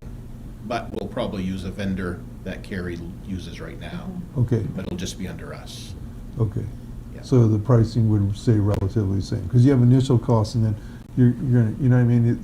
There's a way that the costs get done now that is going to be different when you step up and do your own DEA. That will change because now you're responsible for expiration dates, your, usage and so on and so forth. And it's a different volume, I assume, than Yeah. if, Yeah, oh, so yes, it's yes. gonna I mean, be, it's gonna be a big price Carry difference, I would order, I assume. mean, like 1,000 vials of something, so they're gonna get a really good Yeah. price where, we're gonna order maybe 10, it depends on, Yeah. because it's not something we use every day. I mean, there are times where, we are using those a lot, but, it all depends on our call volume. Okay. Would it be reasonable to say that because you've got that meeting next week, you could come back to us with something that we could really digest by the next meeting? Yeah, I can get a better grasp on the equipment, more detailed cost on that, but I'm pretty confident it's gonna be, at least the 20,000 range for sure, but. Can we use ARPA funds for this at all, or Penny?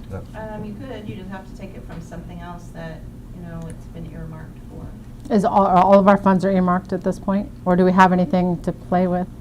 The capital committee, we can talk about this Okay, later. okay. This is Chief LaJoy's time. Yep, so sorry. All right, so my last question for you, Chief, is you know as well as I do that when you start dealing with narcotics, there's a temperature consistent that has to occur, below a certain temperature or above a certain temperature, they become unstable.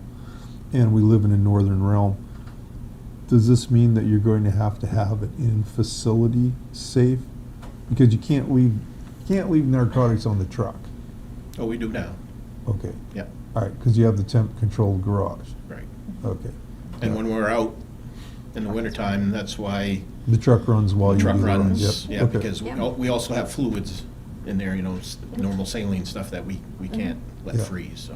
So so under this DEA agreement, since you have to resupply yourself, are you gonna have to require some sort of safe mechanism inside the building? Okay, yep, all right. Yeah, we have to. Yeah, he already said there was Yeah, one in I there didn't plus the quite hear him, vehicles, so I yeah. apologize, Chief. No, that's what's considered the station safe, so. Okay. So should we expect a wage to be put in the budget for 2026 on this? Or are you gonna wait for 2027 and just take it out of high this year? Well, we need to get everything taken care of this year, so that's why I'm asking So for. we should expect changes in your expense budget and your capital. Yeah, budget this yeah, year. as far as, So yeah. we're looking Yeah, for- my medical line will change because we'll be buying more Yep. narcotics Yep. and regular drugs, so. So I think another question on the ladder truck. Sure. Appreciate all the information you gathered. Have we gone out to bid on this, like formally? Nope. I mean, at some point, we'll need to do that, right? Yep. Have we looked at the main bond bank as a potential source for funding? I have not. I've done the lease part and actual getting a loan to pay for. Because I think we can get pretty good loan terms through the main bond bank. Might be able to shave a couple tenths of a % off the interest rate. Okay. Can look into that. So, I have 3 vendors that I'm working with on trucks. One of them in particular I've been in more communication with, but he advised me like for the month of July, there's no increases as far as the truck goes, so.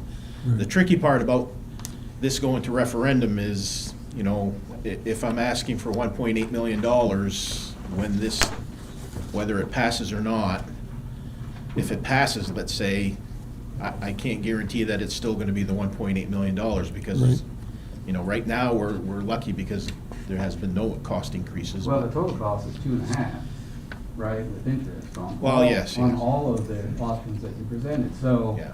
Referendum will have to probably put some headroom in there and say 3.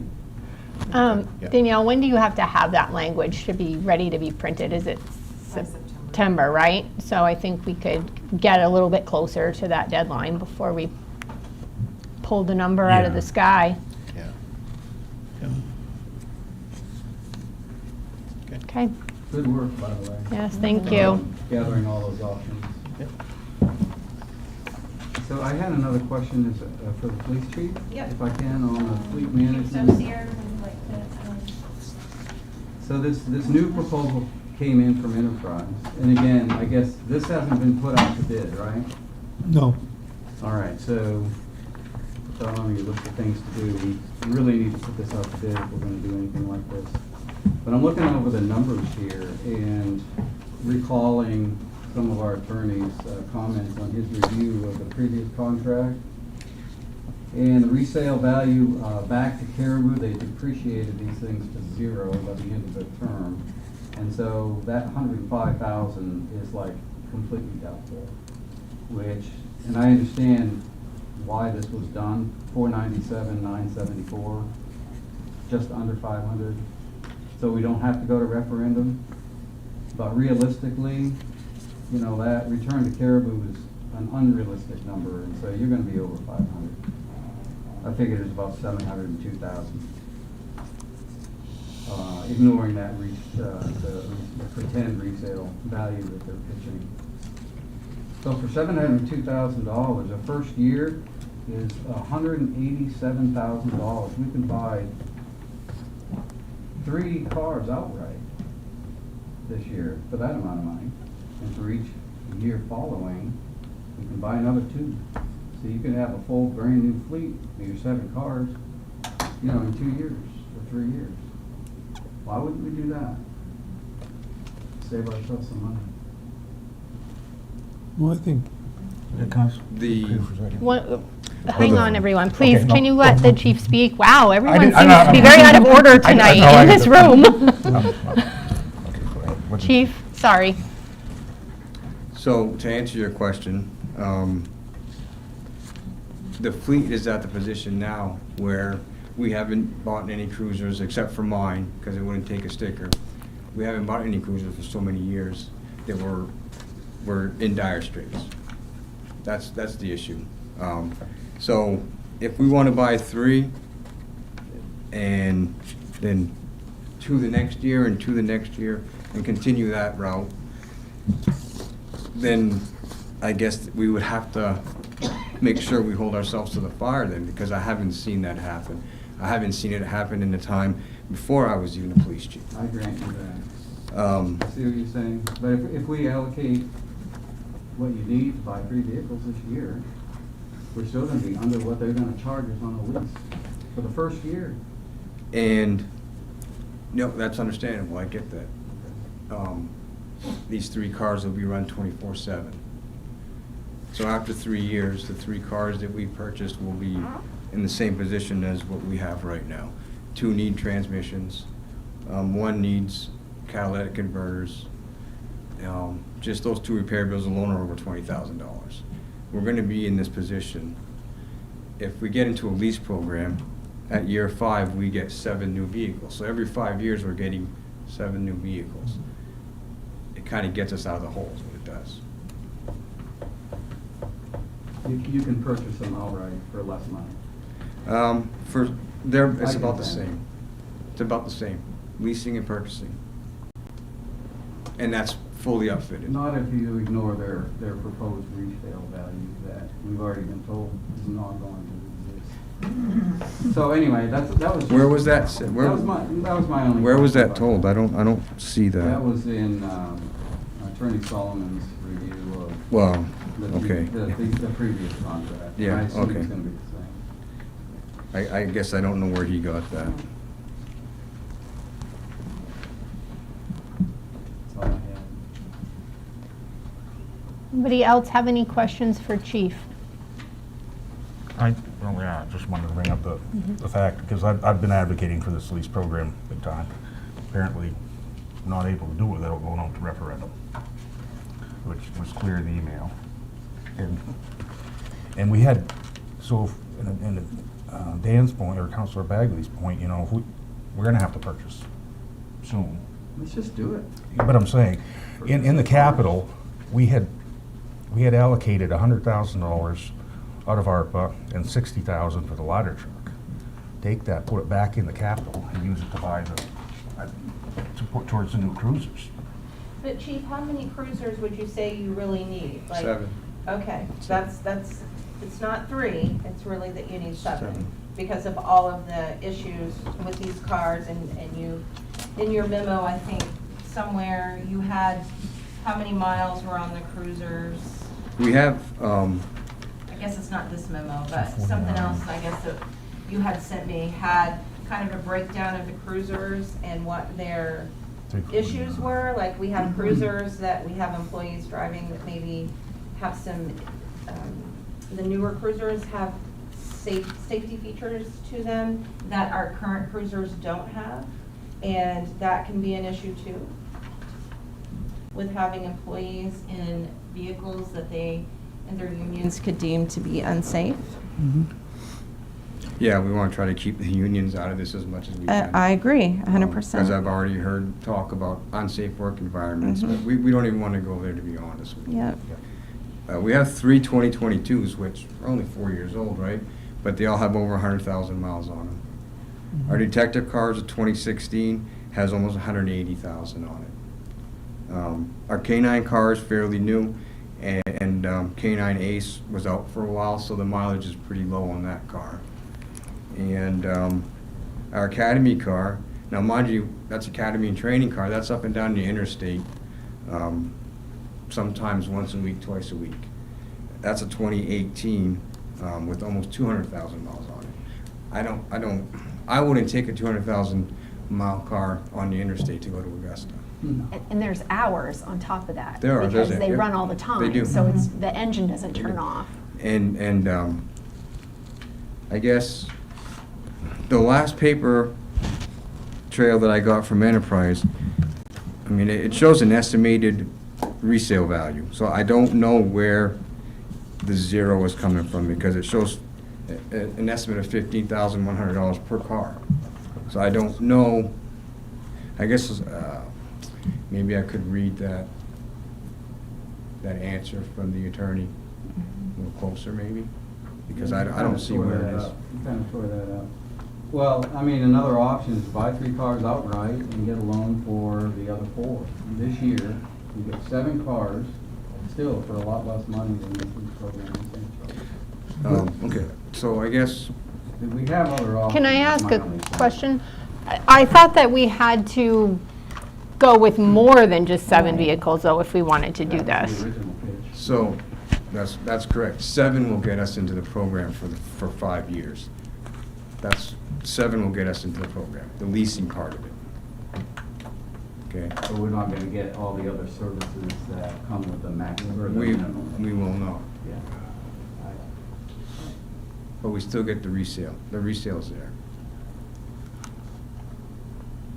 But the goal is, if I'm not mistaken, the goal was to eventually build up the fleet so that we would be, say, like around the 20-car marker when we were said and done.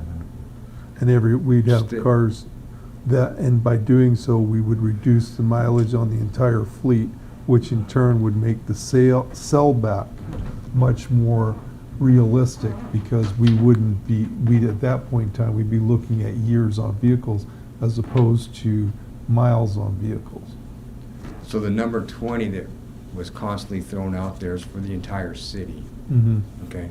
And it's not for just the police fleet. True. We do not need 20 cruisers. No, but realistically, at that point, the more vehicles you have, the less mileage you put on them.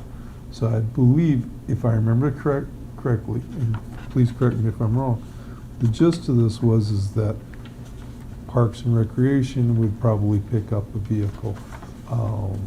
Public Works would pick up a vehicle, and so on and so forth. And at some point, if I understood Enterprise correctly, that there was a potential that we could put ambulances underneath this umbrella, because that is part of their service that they can provide.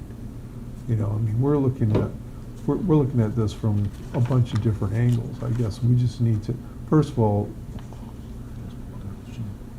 we buy 3 cars, this is my personal opinion, we buy 3 cars this year, and then you turn around and get a loan for 2 more.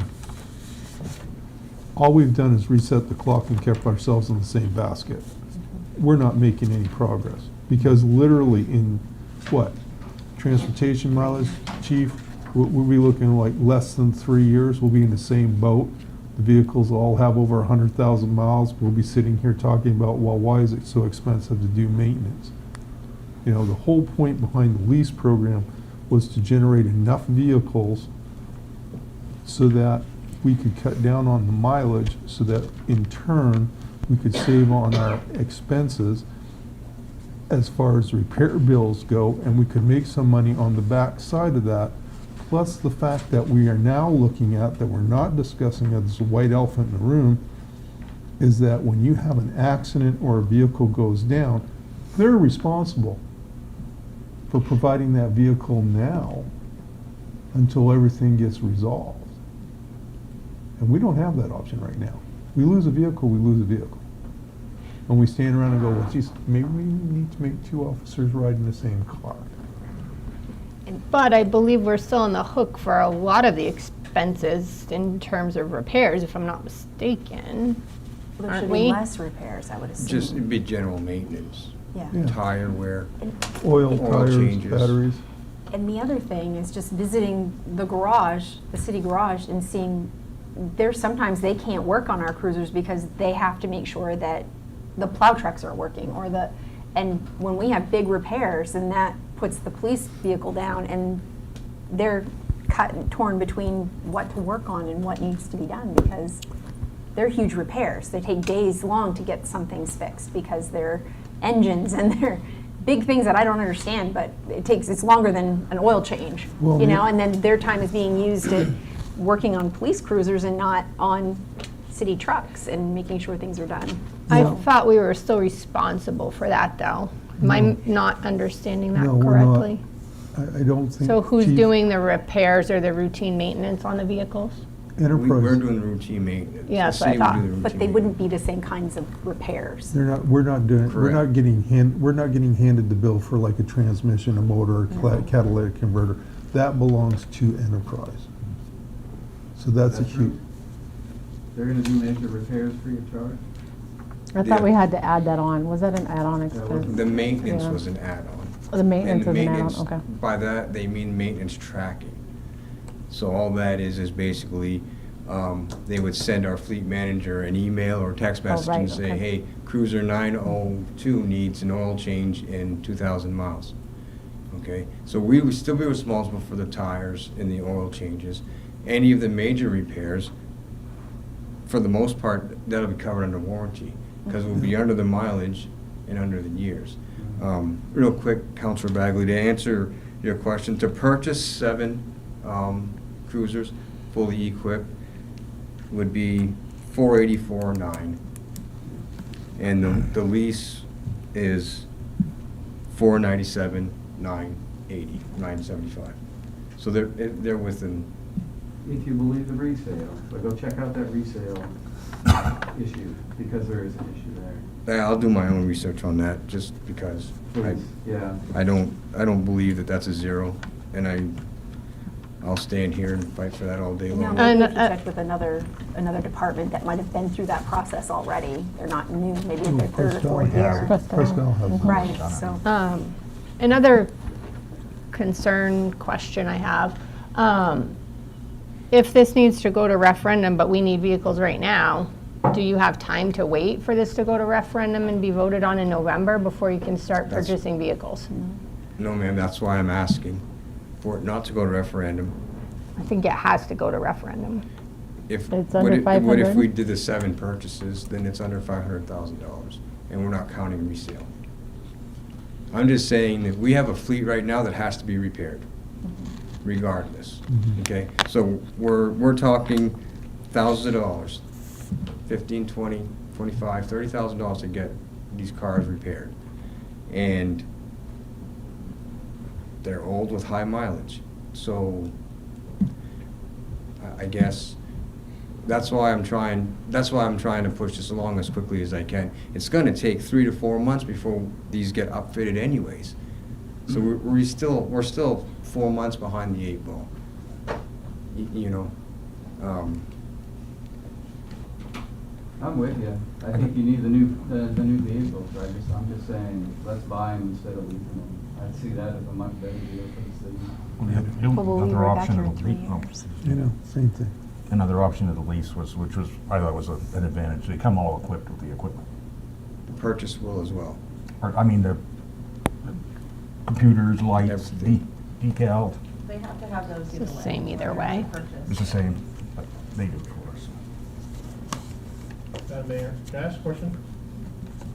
Is there an adjustment that can be made to the charter so we don't run into this again? Because I'm just talking about the ladder truck.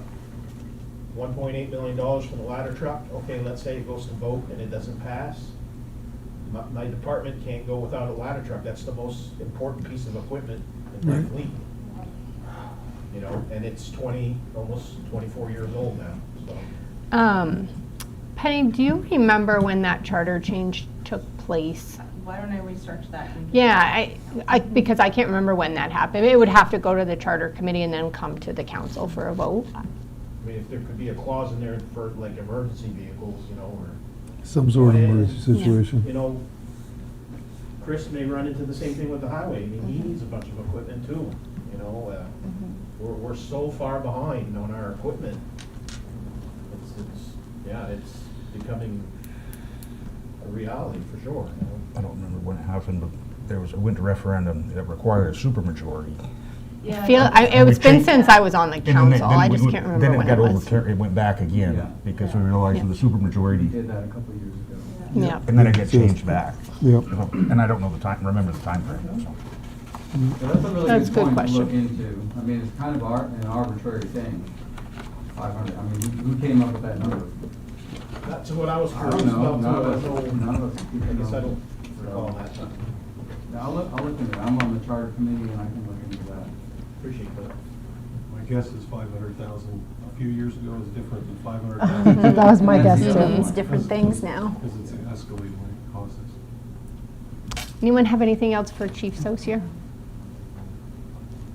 Thank And I you. know this is tough times, I get it, I understand 100%.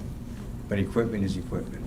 And we've neglected our capital investments for too long and now it's guiding us. And so we need to fix that. Either my view anyway. Can I ask, oh, I'm so sorry. No, I didn't- it's on. Can I ask, what is the total right now you're looking at in repair bills? Like just for this year to fix and replace the things that are broken and need replacing just right now? I'm sorry, I couldn't go, but I need to do that. I was fine. I do have that.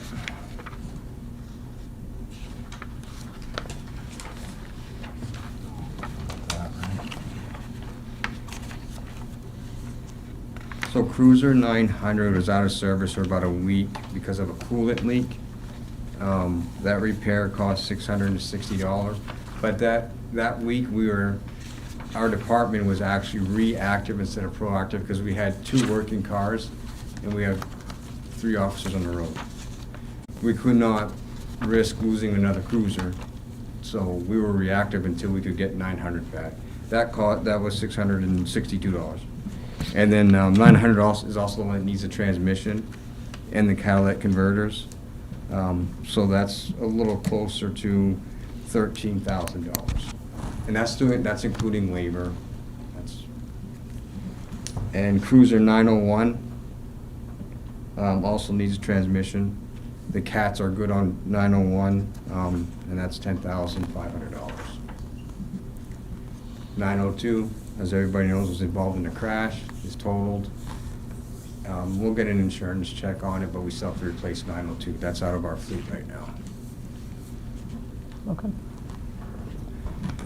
Little things come up, and as Mr. Haney mentioned, everything gets more expensive, so a battery's a couple $100, an alternator, $300-400 if you count labor, so it adds up quickly. Thank you. Thank you.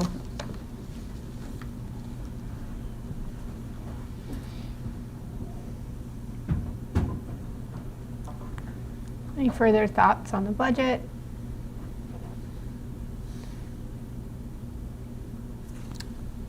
I think we need to come up with a kind of a timeline here. I know we're waiting on a little bit more information that from Chief, isn't it reasonable to think that we could vote on this budget at the next meeting?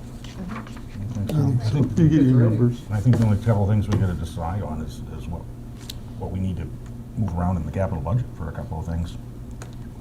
Could the capital budget committee meet soon Yeah. and go over those things? You know? I think We can. I think we should.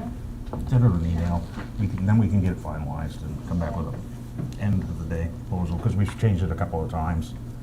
I think it would be helpful to have that for the counselors to be able to have Oh, that that's information right. prior to Oh, the no, meeting. no. Yeah, okay. She'll send an email out, do it this Okay. week, hopefully. Dean, can I ask on the capital budget that exists now, did that take into consideration the balances that already exist across the different lines and spending those down, as I mentioned previously in the meeting? So no, it's not. I didn't see that, but it might have been hidden in there somewhere that I just wasn't noticing. Because I think there's still a lot of money, that if we spend down current balances, we can bring that number down a lot. But that takes away from capital improvement and things that we're Yeah, planning you're for. taking And away- then we're left with no money for cruisers or no money Well, for, but you have to look at each line item, because Yeah. some departments are asking for, we'll say $60,000 for various different things over the next 5 years, yet they have 200 sitting in their balance. So they have the money, and they would have some left over afterwards. We have to look at each one of those and step through and see what can be spent down and try to save ourselves some money there. So when we were talking about the cruisers, there was a recommendation from the capital committee to use one of the police reserve accounts to draw some money from that for the cruiser lease. I mean, I know that you saw that one, Yes, I'm sure on there. That was the equipment account, and they also have a vehicle reserve. Yeah, and that one's like in the negative, you know, the vehicle one. So that's why, you know, in using the information that you provided and trying to say, okay, well, through the years, we've been funding project XYZ. If we're at the point we need to spend the money on X, then if we've put away so much for X, then we're ready to make that purchase from those funds. But that was one of them that I remembered from that discussion. But I will make a note that we will also review those recommendations at the meeting. Remember how we did it? I don't want to make any more work, but when we used to get the big sheet and it had like the 4 Yep, years on it, yep. would that be possible? And that would, then we could just look at it, or no? Or Yep, just- I mean, we have those, and then we've kind of condensed it into something, Well, or just. you know, for this year, but we can go back, you know, to Just see. February and pull those out. Well, I yeah. think, underlying all of this, we have to have that capital plan. Yeah. Okay, and the capital budget should be reflective of that overall plan. Mhm. So that's the context that I talk about every year for our Mhm. capital budget, is that we need to have that. Yeah. And that should be, and the charter requires that be in the budget, actually. Right, That gets presented. and if you look in Department 85, which is where, the holding accounts for the capital spending that gets moved to the G accounts when we actually commit taxes, that's where you see that history of, you know, where the money was in there. You can go to the monthly statements and see, like, because I also break down on a spreadsheet, okay, it starts out in Department 85, it moves over to a G account. Every month you get what's in the balance of the G accounts. I don't know how to make it easier, Okay. you know, with that. Just. I don't know, We have but all the information we need. you have the information, Might have putting it together. on yeah, one but page. we'll certainly work on it in the capital committee and send it back before the meeting, so you can look at it, so we can pass a budget, maybe set a mill rate, send out tax bills, Absolutely. All the things. all the things. yeah, I'd like to have that done so we Okay. can vote on it next Yeah. meeting. Okay, Okay. very good. Thank you. Item number 11 is new business, and we're taking a look at the Spud Speedway 2026 rates and coverage. Chief, I believe you are here to discuss that as well. That starts on page 150. Page 150 of your packet. Yeah. It's 150. Yep. Right here. Good evening again. Last year, council set the rates for Spud Speedway. 2 meetings, or one, not the special meeting, but the meeting before. Actually, no, I'm sorry. We sent an email out with the memo, and it was suggested that we go over the rates again, so I've come up with a special event EMS coverage rate schedule. Kind of broke it down more into what we're looking at for cost to cover the racetrack. And I believe that's what Councilor Bagu was really looking for the last time we discussed this. I was so happy to see that. Thank you for doing that. So I've come up with a proposal on that. And it's the recommendation on the last page, which is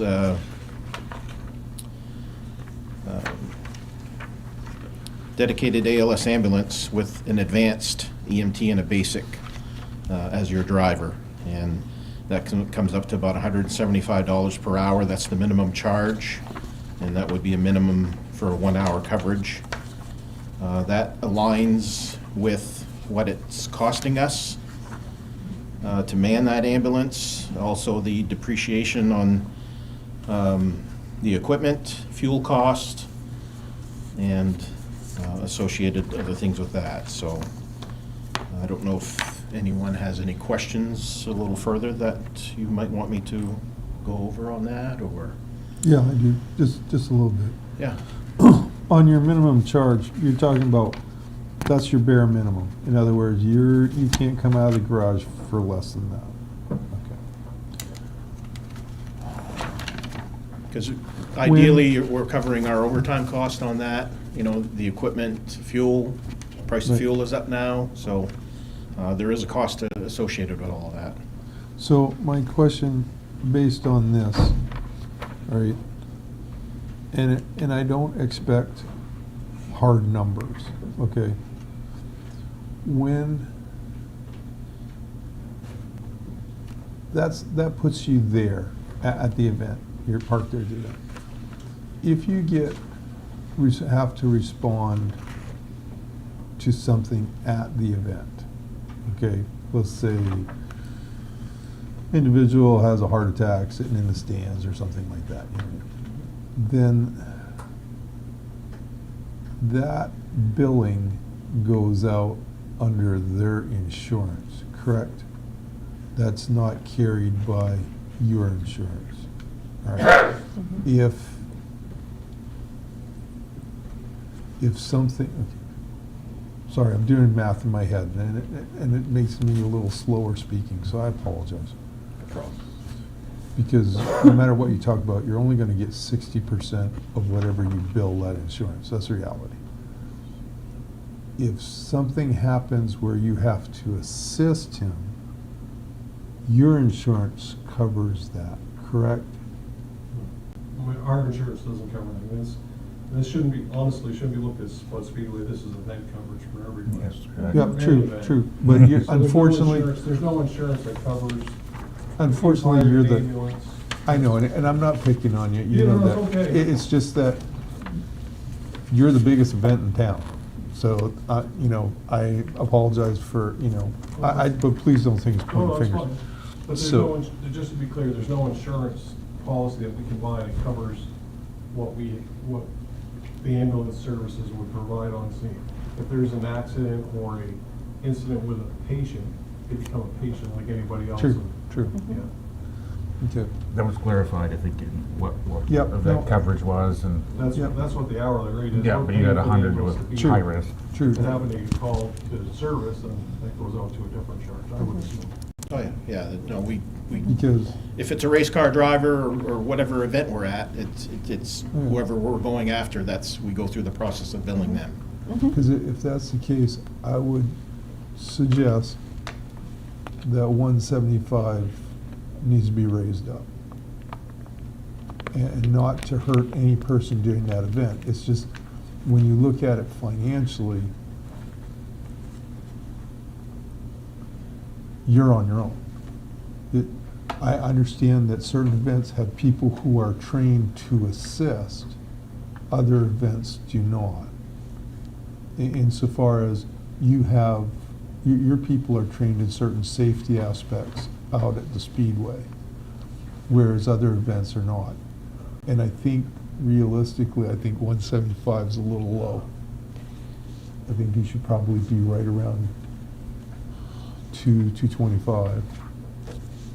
And the reason being is that if you go with normal insurance coverage as a patient, you're already, I'm not trying to make them pay that gap, but you're gonna burn up a lot of supplies, and you're gonna have to wait for other people to come out and assist you. I mean, when you look at those factors and you factor in how you're moving vehicles and people and so on and so forth, there's going to be an added cost. And I think 175 being the minimum is nice to know, but I think more comfortable, you need to be just a little bit higher. Wouldn't that Chief? cost be covered by the action of treating the patient separately It from it what would, but they're paying for event coverage? it- In I guess I'm not fairness, getting if it. I'm paying, just speaking as a promoter, if I'm paying $175 an hour for it to be there, and they take a patient, while they're there, I'm just getting charged for the service, plus you're collecting from the patient. no, agreed. I'm not So arguing it's- that point. I'm not, they don't turn the clock off because they're working on somebody at Split Speedway, they Right. still get billed for the whole time. I guess I need to back up and explain. I'm doing medical math, you know, what it costs for him to go out at 175. And at that 175, there's no margin. Do you know what I mean? If you want to get right down to it, you're talking about, like, you can open up 4 packages of 4x4s, but if you break into 6 or 8 of them, and you know what I mean, and they're not, you know where I'm going with that? The incidentals, that's something that if you do that job, then you got to have that somewhere in the back of your head. You're going to touch things that are intangible, that is not going to be billed to him for sitting there for an hour, and your insurance company is not going to cover that. And I think you need to take that into consideration. You're kind of talking, if we don't have a no transport, Yeah. then we just incur those costs of whatever we use, but generally those supplies are really No, not. but I'm using that as a Yeah. reference Yeah. for you. That's why I think you should come up maybe $200. If I might, I've tried like 2 times now. Chief, when you came up with your rates, you kind of went through all of that, right? And thought about, well, what's it gonna cost me for this person? What's it gonna cost me for fuel, all of that? That all went into your rate, correct? Yeah. So I think, to maybe Dan's point, I think if you've come up with this rate based on those things, and the patient is going to be paying if there is an emergency that takes place, they're going to be paying for their own emergency services as well.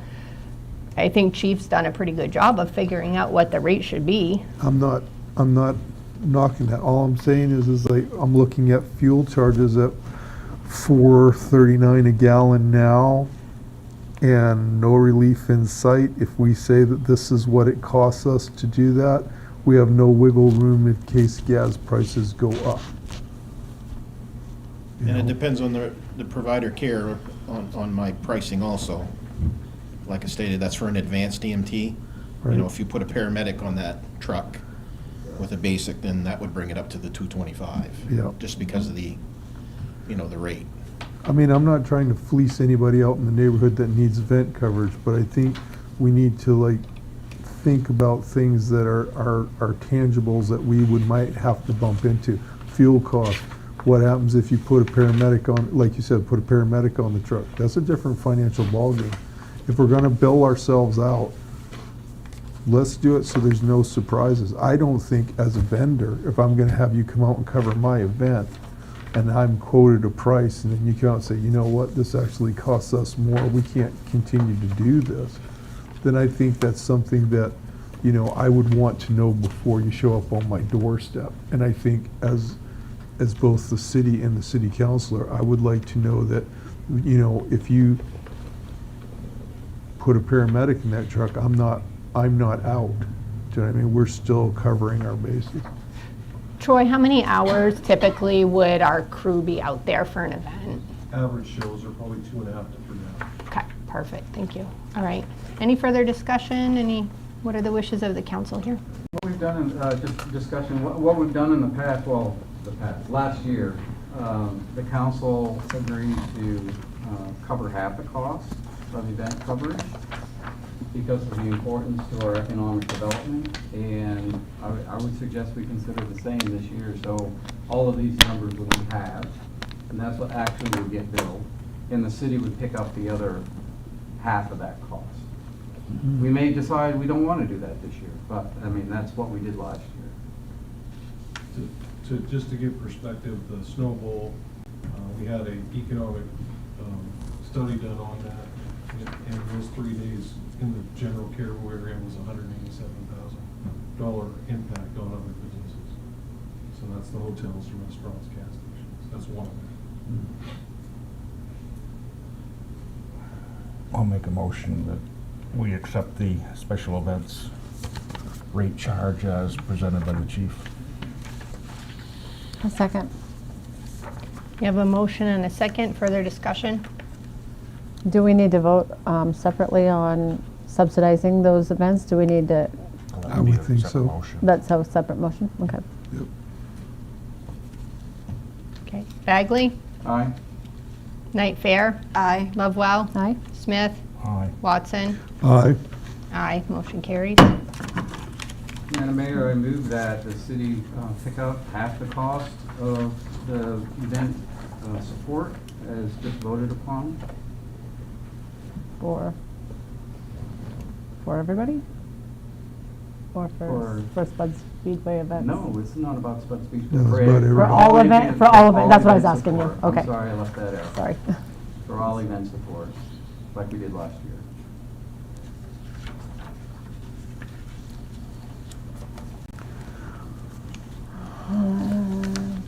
I'll do the second. I have we have a motion and a second. I have a question. Penny, do you recall what that rate was last year? I do not. It was on the order of like $60. It was 120, it was $60 per hour. So this is a significant increase from last year, but I have confidence in these numbers because the chief has done the work to find those numbers. Are we still in It's a discussion? significant increase from last year, but it's an increase, yes. Yeah. So I would like to subsidize them, but I don't want to just say across the board necessarily that I want it, because maybe I don't. Maybe I just want everybody to bring their request before the board,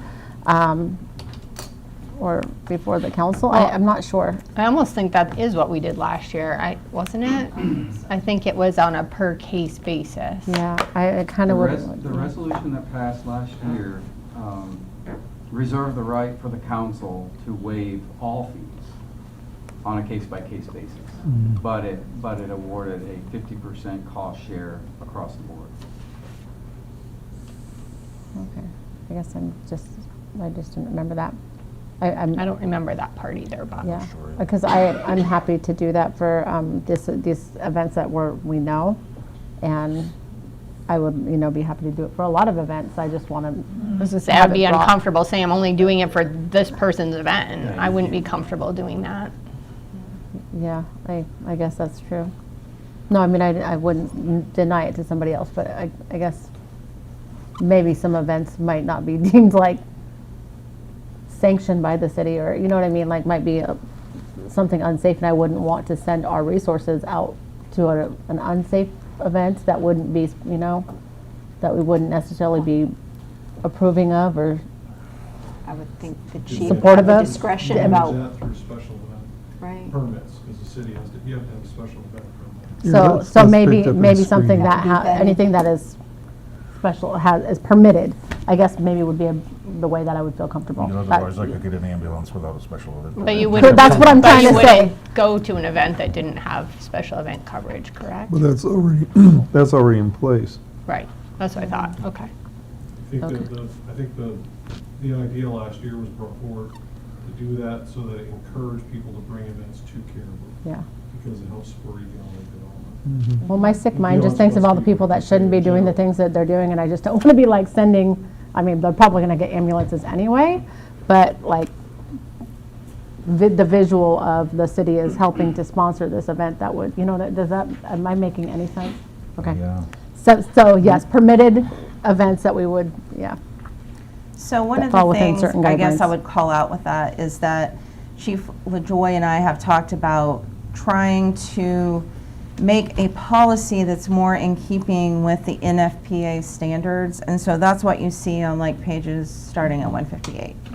And that is so that we are not sending our employees into unsafe situations. Thank you. That's where I'm going in my mind. And is so there that's with that. something that I've asked Chief LaJoy to work on, because when it was brought to my attention that there was an NFPA standard for emergency and safety operations at motorsports venues, but yet those policies and safeguards were not, necessarily being followed and called out, and we were sending our employees there, then that got my attention right away, that was something that needed to be addressed. And so that's why this year, bringing it forward, that's being addressed. As part of the coverage agreement, is that those things will be observed. I Am think saying that's fantastic. Stating that properly, Yeah. Chief LaJoy? Yeah. That is really where my mind was going, and I had no clue what to call it, but things that would be really, really unsafe that. I think that's a really good move, Yeah. and that So, provides structure and standardization to what we're doing. I would just caution that some of these national standards are not necessarily like compulsory in the law. And so there may be, these national standards may not be reflected in law anywhere. I mean, that's So, something and we there could may check be- with the State Fire Marshal's office. Right. I mean, if we go to their website, we would be able to see if that's something they've adopted And for there the may state be of some Maine. exceptions to certain things based on the event size or the type of vehicles being, so, within that umbrella of standards, I love that, but we also have to be a little bit flexible to make sure that we're not overkilling on events that really don't need, certain But we things do have a that are duty meant to our for employees larger to keep them NASCAR safe at races, all for times. example. Pardon? Wherever we're asking employees to work, we need to make sure that they're safe, period. Correct. These are our employees. Well, of course. And we have to make sure that So how do if you we are determine sending that? them into that it's safe. Whether it's, a law or not, we can't have people working in unsafe conditions. Okay. But I can certainly get back to I the don't- council, I don't disagree with that. I agree we have to be safe. I'm just saying, I've not read the standards. I imagine Mhm. they're like this thick. And I'm just saying that based on my experience in the past, standards try to cover everything. And they make some umbrella requirements in their standards that don't necessarily apply. And within those standards, there's flexibility. That's all I'm saying. Yeah. Let's tailor. Have you what read requirements through are. this? Yeah, Where 'cause I the think that was policy what here? Chief LaJoy tried to do. It's got references at the end. Was to take these I have different. not, that's my point. Yeah. Oh, okay, gotcha, So, gotcha. Please, I don't even know what's in there. Well, I just mean the policy that they came up with. Yeah. Here, Yeah, I right don't here, see on that. page, starting on page 158. No, I don't see anything wrong with that at And at the all. end is I mean, I Right. think we should test The it and reference. see, how it goes.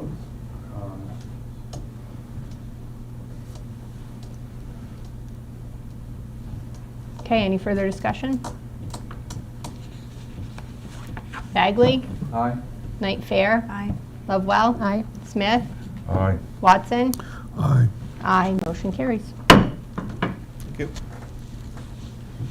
Thank you for all the work you put into that, Chief. Yes, Yeah. that's Excellent really job. great. Very good. Excellent job. Item number 12 is reports and discussion by mayor and council members. I'll start with Councilor Watson. Nope. Councilor Knight Fair, Deputy Mayor. Yeah, we're just gonna, the capital budget, we're gonna get that wrapped up very soon. Councilor Lovewell.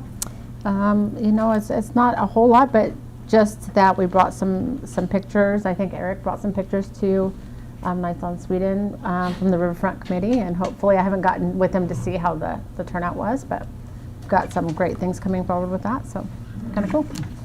Councilor Bagley. Yeah, just a couple things. The planning board met on the 11th of June. They did consider some more rewrites to chapter 7 and 13 based on attorney input.